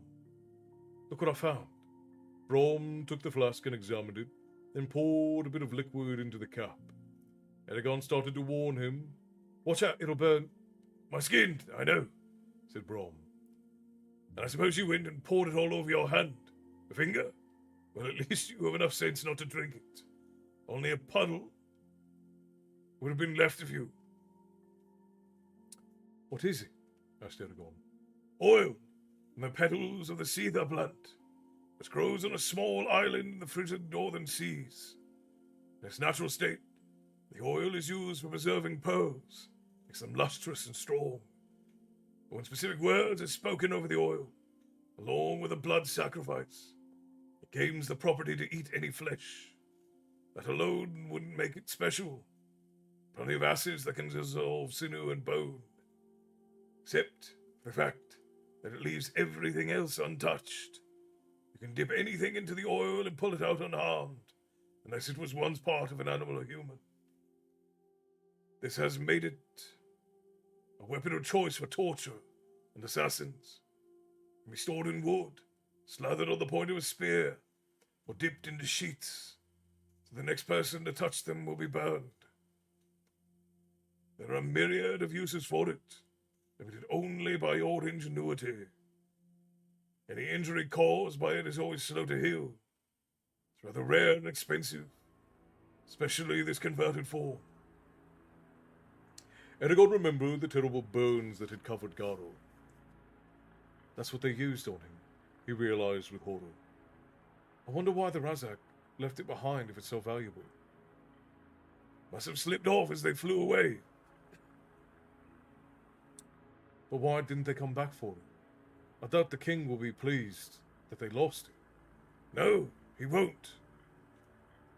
But he would be even more displeased if they delayed bringing him news of you. In fact, if the Razak have reached him by now, you can be sure the king has learned your name. That means we'll have to be much more careful when we go into towns. There will be notices and alerts about you posted throughout the Empire.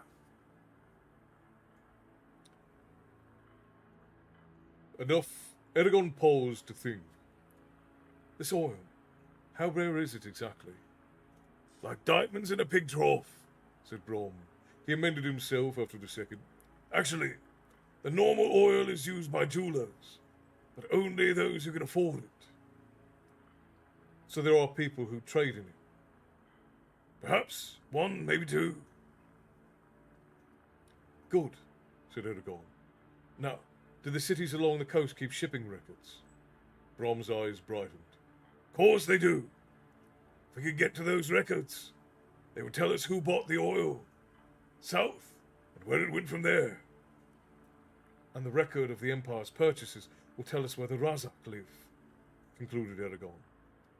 I don't know how many people can afford this oil, but it shouldn't be hard to figure out which ones aren't working for the Empire. Genius! exclaimed Brom, smiling. I wish I had thought of this years ago. It would have saved me so many headaches. The coast is dotted with numerous cities and towns where ships can land. I suppose that Teheran would be a place to start, as it controls most of the trade. Ron paused. The last I heard, my old friend Jayot lives there. We haven't seen each other for many years. He might be willing to help us, because he's a merchant. It's possible that he has access to those records. How do we get to Terim? We have to go to the southwest, till we reach the high pass in the spine. Once on the other side, we can head up the coast to Terim, said Brom. A gentle wind pulled at his hair. Can we reach the pass within a week? Easily. We angle away from Ninor. To our right. We might be able to see the mountains by tomorrow. Eragon went to Saphira and mounted her. I'll see you at dinner then. When they were at a good height, he said, I'm going to ride Kadok tomorrow. Before you protest, know that I'm only doing it because I want to talk with Brom.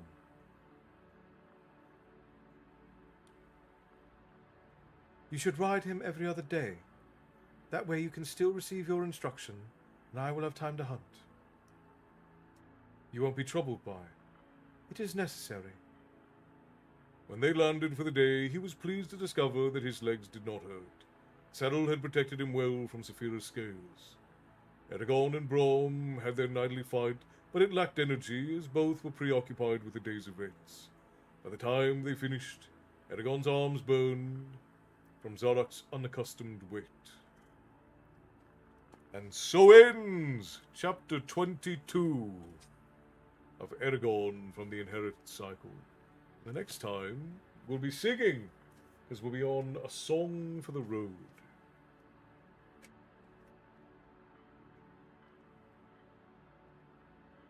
What a great story. Teanu, hello my friend, it's good to see you. Draco the Constellation is also known as Tauret in Egypt. In that country, she is a hippo, lion, crocodile who carries a sharp knife. Very interesting.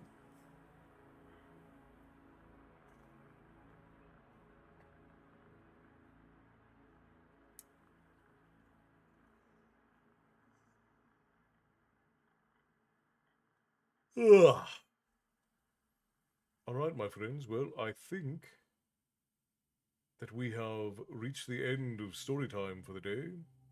So we need to decide what it is we will sing to send everyone off.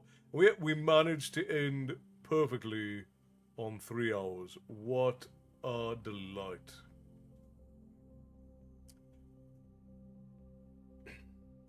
Yeah, let's get a couple of ideas for songs. I think we can do 2 songs. We read a lot tonight, so my voice is worn out. But I think we can do 2 songs tonight. What 2 songs shall we have? Let's try and have something we haven't done in a while, perhaps. I feel like if I ever visit you guys, Una and me might end up getting bugged to hydrate. Probably. Probably. I constantly make sure that her and the boy are drinking and eating. Although this last week I've been slacking on my responsibilities and that because we've been doing other things. Sick Note, we could do Sick Note. We haven't done Sick Note probably a little more than a week, so we could probably do Sick Note. Trying to think of one we haven't done in a while.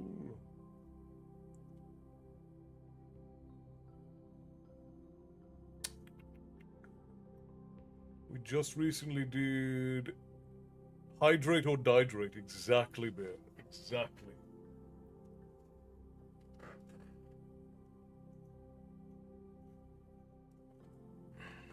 Of course, Esther, of course. Well, we have done Hoist Up the Thing quite a bit. Hoist Up the Thing and the Mermaid song have been requested quite a bit. We haven't done Hoist the Colors in a while. I feel like she might also tell me to hydrate too, to be honest. She already teases me about similar stuff. Yeah, well, she's constantly trying to make sure everybody's taking care of themselves. The only person who she doesn't take care of is herself. That's why... Huh? I was gonna say, that's why I was sent to her. To ensure that she would be cared for.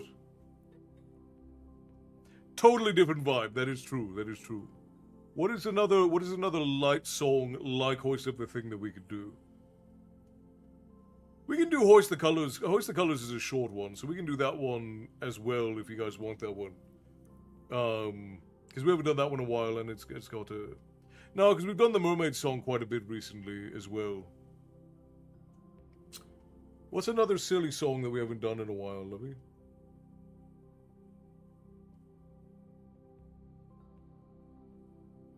I'm trying to think, because we've done the Sick Note. It's been a little bit more than a week since we've done that one. We haven't done Misty Mountain in a while. Have you had a chance to look up I Never Will Marry? I have not, Jody. Thank you. Send me a message over on Discord to remind me. I'm working on Bear's requests as well for Old Dun Cow and Monkey Farts. Which I should have those this week. Yeah, we can do Peter Street. So here, okay, because a couple of these are ooh, the Scotsman too. Okay, do we want Donald Where's Your Trousers? We haven't done either. Okay, so you guys pick between Peter Street, the Scotsman, and Donald Where's Your Trousers, and we'll do one of those 3 as our silly one. I can do Misty Mountains. Misty Mountains is short, and then we'll do Hoist the Colors. And we'll do the Sick Note.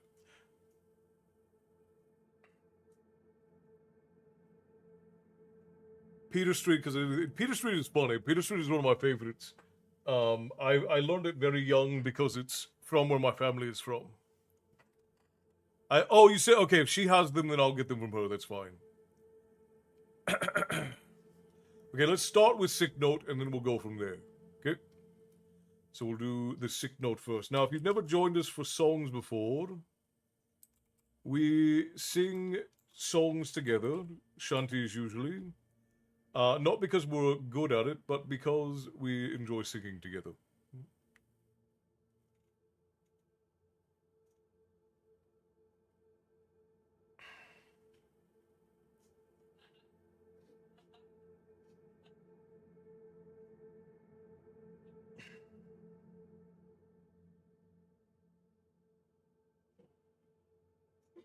The Pippi Longstocking song. The Pippi... I don't know the Pippi Longstocking song.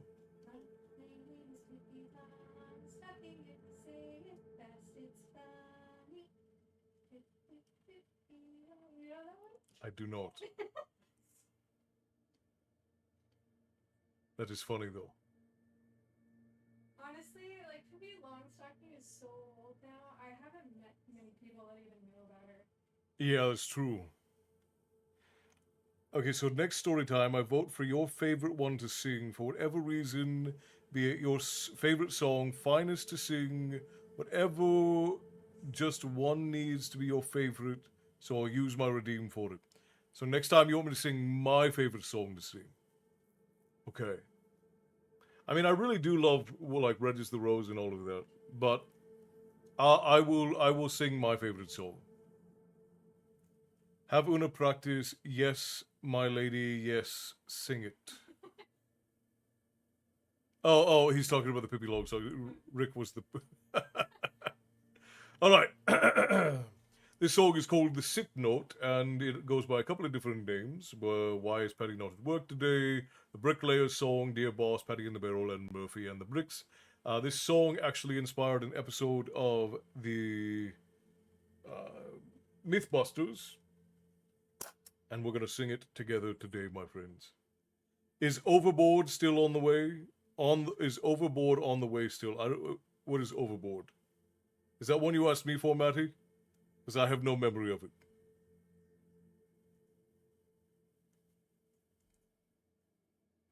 Okay.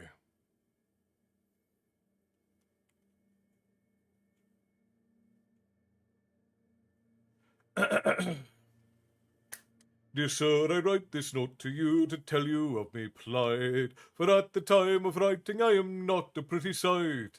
Me body is all black and blue, me face a deathly grey, and I write this note to say why Paddy's not at work today. Was working on the 14th floor, some bricks I had to clear.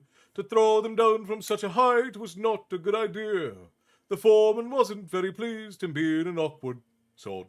He says I'd have to cart them down the ladder in me hod. Now, clearing all these bricks by hand, it was so very slow. So I hoisted up a barrel and secured the rope below. But in me haste to do the job, I was too blind to see that a barrel full of building bricks was heavier than me. And so when I untied the rope, the barrel fell like lead. So clinging tightly to the rope, I started up instead. I shot up like a rocket till to my dismay I found that halfway up I met the bloody barrel coming down. Well, the barrel broke me shoulders, to the ground it sped, and when I reached the top I banged the pulley with me head. I clung on tightly, numb with shock from this almighty blow, as the barrel spilled out half the bricks some 14 floors below. Now when these bricks had fallen from the barrel to the floor, I then outweighed the barrel and so started down once more, still clinging tightly to the rope, me body racked with pain. When halfway down I met the bloody barrel once again. The force of this collision, halfway up the office block, caused multiple abrasions and a nasty state of shock. Still clinging tightly to the rope, I fell towards the ground and landed on the broken bricks the barrel scattered round. I lay there groaning on the ground, I thought I passed the worst, but the barrel hit the pulley wheel and then the bottom burst. A shower of bricks rained down on me, I hadn't got a hope. As I lay there groaning on the ground, I let go the bloody rope. The barrel then being heavier, then started down once more, and landed right across me as I lay upon the floor. It broke 3 ribs in my left arm, and I can only say that I hope you'll understand why Paddy's not at work today. Now, we all say collectively, poor Paddy.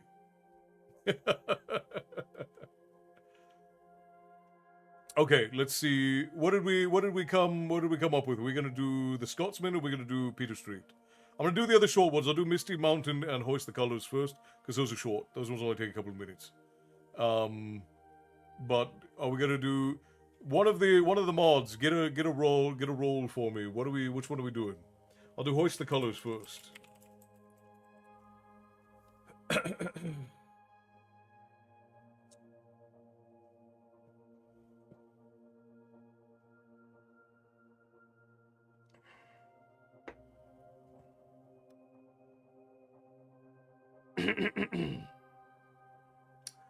The king and his men stole the queen from her bed and bound her in her boats.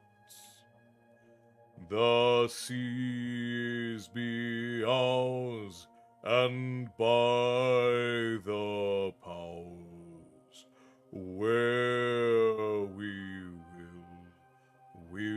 roam. Your whole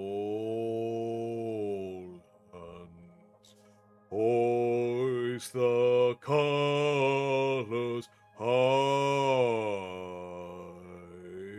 Heave ho, thieves and beggars, never shall we die.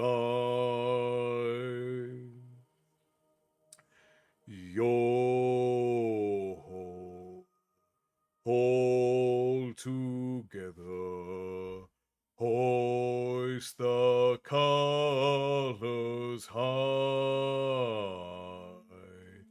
Heave ho, thieves and beggars, never shall we die. Some men have died, and some are alive, and others sail on the sea. With keys to the cage and the devil to pay, we lay to fiddlers green. You'll hold together, hoist the colors high. Heave ho, thieves and beggars, never shall we die. The bell has been raised from its watery grave. Do you hear its sepulchral tone? We are a call to all, pay heed to the squall, and turn your sail towards home. Yo, all together, hoist the colors high. Heave ho, thieves and beggars, never shall we die. The king and his men stole the queen from her bed and bound her in her bonds. The seas be ours, and by the powers where we'll roam. Strumming the song, not the theme song, more of a shanty. Also, we live on the sea. Still looking for that red-headed pigtails to turn up. Do you know the meaning of the term "pay the devil his dues" came from? Well, it depends on which version you're talking about, Tyson, because there's a couple of different proposed folk origins for it. But it depends on which version you're talking about.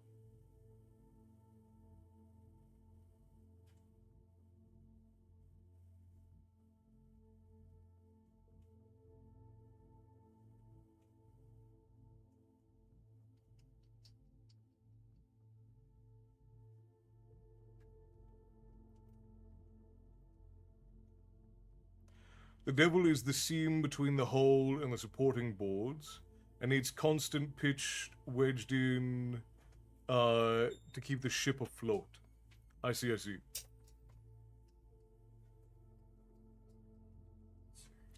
Yes.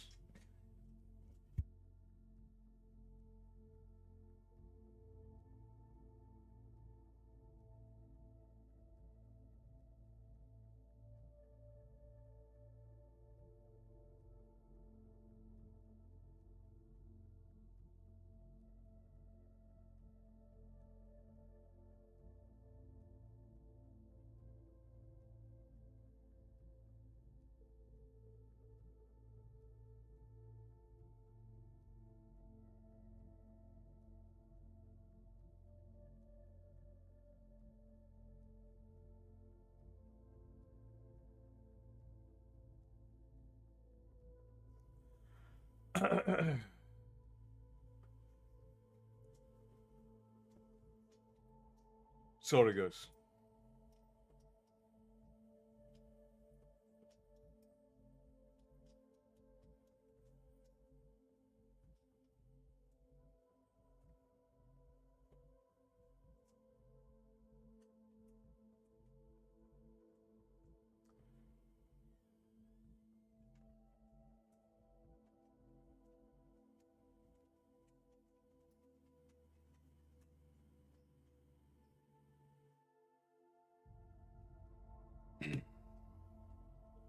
Well, I'm talking to people over here while you're over there. The devil is the seam between the hull and the supporting boards and needs constant pitch wedge. See, I don't know that I've heard that one. Maybe, I don't know actually. See, the version of it that I know, so there's a lot of like folk versions of it, but the earliest known printing of it that I am aware of comes from Shakespeare's Henry the Sixth or Henry the Eighth, whatever it was. But this one, I don't know that I knew that, Tyson. So you might have taught me something new this evening.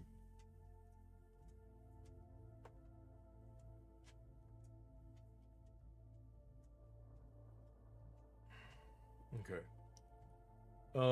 So next we're going to do Misty Mountain. Misty Mountain's correct. Quick, we're just gonna do the.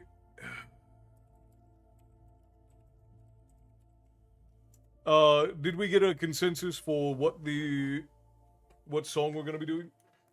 I guess I'll ask Baird. I know Matty is in here, but Matty,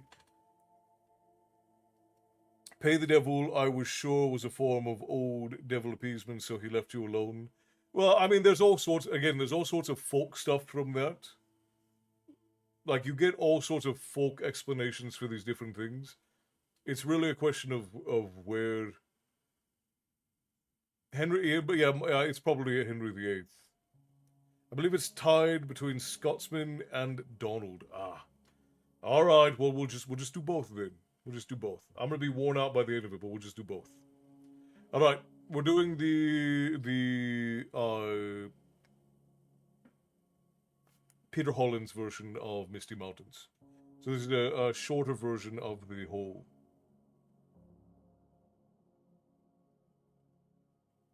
It's true. It's true. Oh, that's right. I forgot Milu is a barkeep now. Milu is now amongst the Twitch barkeeps. I had forgotten. So much going on this week. Join me, friends. Far over the misty mountains cold, to a dungeons deep and caverns old, we must away ere break of day, to find our long forgotten gold. The pines will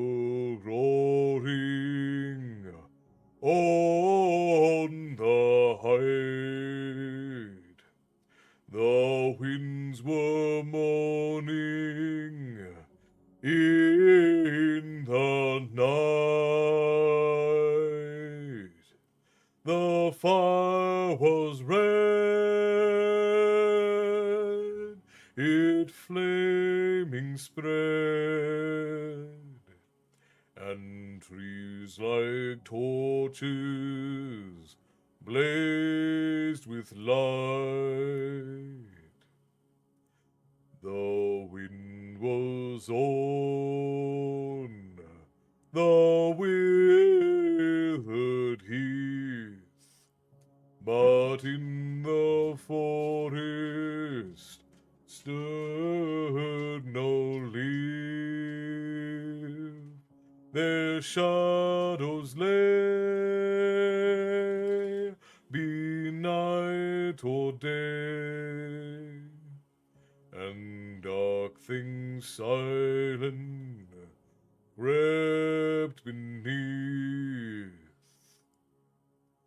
The wind went on from west to east. All movement in the forest ceased, but shrill and harsh across the marsh, its whistling voices were released. Farewell we call to hearth and hall. The wind may blow and rain may fall, we must away ere break of day. Far o'er the wood and mountains tall, far over the misty mountains cold, to dungeons deep and caverns old, we must away ere break of day, to find our long forgotten gold.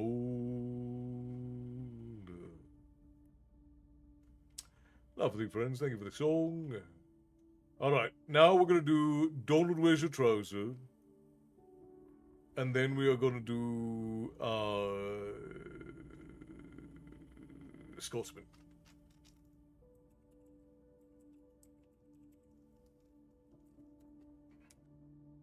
Welcome to the tavern. 6'63". Welcome in. Of course, Esther, of course. Alright, this is a silly one, but I do enjoy this one quite a bit. I've just come down from the Isle of Skye. I'm not very big and I'm awful shy. The lassie shout as I go by, Donald, where's your trousers? Let the wind blow high, let the wind blow low, through the streets in my kilt I'll go. All the lassies cry hello. Donald, where's your trousers? A lassie took me to a ball, and it was slippery in the hall, and I was feared that I would fall, for I nae had on trousers. Let the wind blow high, let the wind blow low, through the streets in me kilt I'll go. All the lassies cry hello. Donald, where's your trousers? Now I went down to London town to have a little fun in the underground. The lassies turned their heads around, saying, Donald, where's your trousers? To wear the kilt is my delight. It's not wrong, I know it's right. The Highlanders, they would get a fright if they saw me in trousers. Let the wind blow high, let the wind blow low. Through the streets in me kilt I'll go. All the lassies cry hello. Donald, where's your trousers? The lassies love me, everyone. Well, let them catch me if they can. For can they put the brakes on a Highland man? And I don't wear the trousers. Let the wind blow high, let the wind blow low. Through the streets in me kilt I'll go. All the lassies cry hello. Donald, where's your trousers? Donald, where's your trousers? Donald, where's your trousers?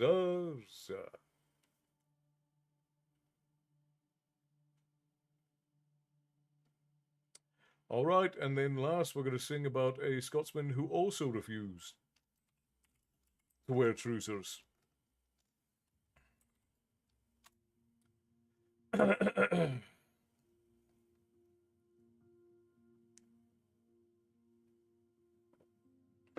Cromcake, hello, good to see you, welcome in.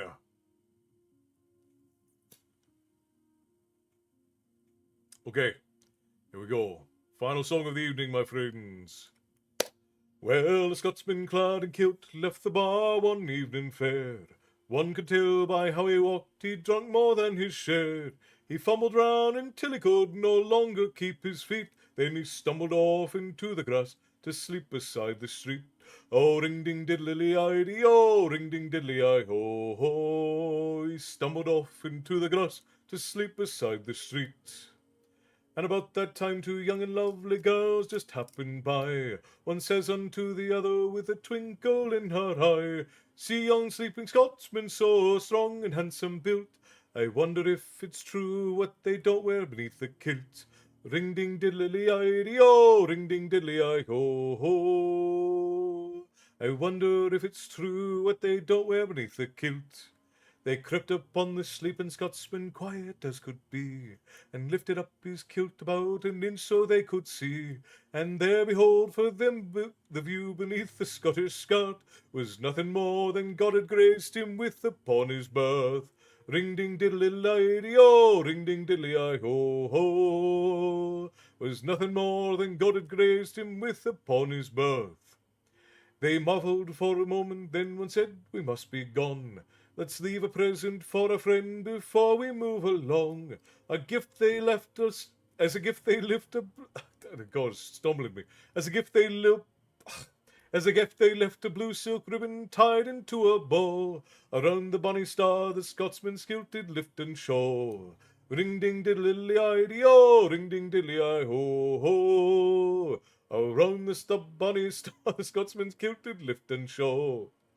Now the Scotsman walked to nature's call and stumbled towards the trees. Behind a bush he lifts his kilt and gawks at what he sees. And in a startled voice he says to what's before his eyes, "Hey lad, I don't know where you been, but I see you won first prize. Ring ding diddly idey, oh, ring ding diddly I ho ho. Aye lad, I don't know where you been, but I see you won first prize." And that is the Scotsman, my friends. Thank you kindly. Good day from Australia, brother. Hey, Heath, another Aussie joining our ranks. Welcome in, my friend. Alrighty.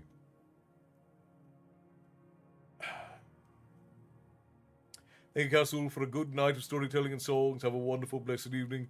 You as well, Esther, thank you kindly for joining us. I hope you and Elsie and Jonathan all have a wonderful evening. The Bear, thank you kindly for the tips to the Tavern Keeper. They are always appreciated. 500 bits from the Bear. Thank you kindly, my friend. For Donald's lack of trousers. So funny thing about this song, a lot of Americans don't know this. The Donald wears your trousers. The reason why they say trousers is it's a Scottishman's mocking pronunciation of how the English say trousers. So that's the whole song is basically to mock the way that the English say trousers. It's very funny. Take care, everyone. Good night, Teanu. I'm so glad you joined us, brother. It's been a while. I hope you're doing well. And thank you, Stephanie. I appreciate you, and thank you so much for keeping it lively over on TikTok for me. Thank you all for joining me, friends. If you're over on the Twitch portal, we will, of course, raid out to share the love. But for everyone else, I am regretting to inform you that this is where our wonderful night in the tavern will end for today. But do not fret, for we will gather again the next time that you all seek a story. So, until then, my friends, I will bid you all stay bloodthirsty. Thank you to our barkeeps, and thank you to everyone who joined us. To all the tips to the tavern keeper, thank you very much, my friends. But until next time, stay bloodthirsty, my friends, and we will see you then. Good night.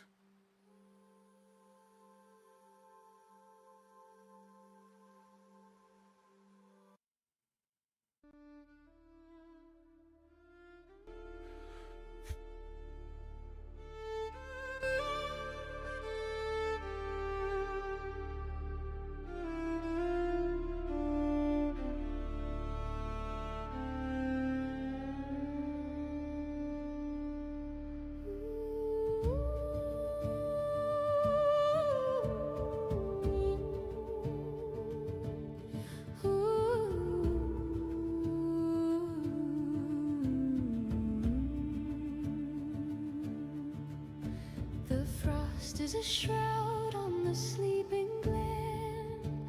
We lay out the brat for the healing of men. A silver shadow moves over the height. Breed carries embers to swallow the night.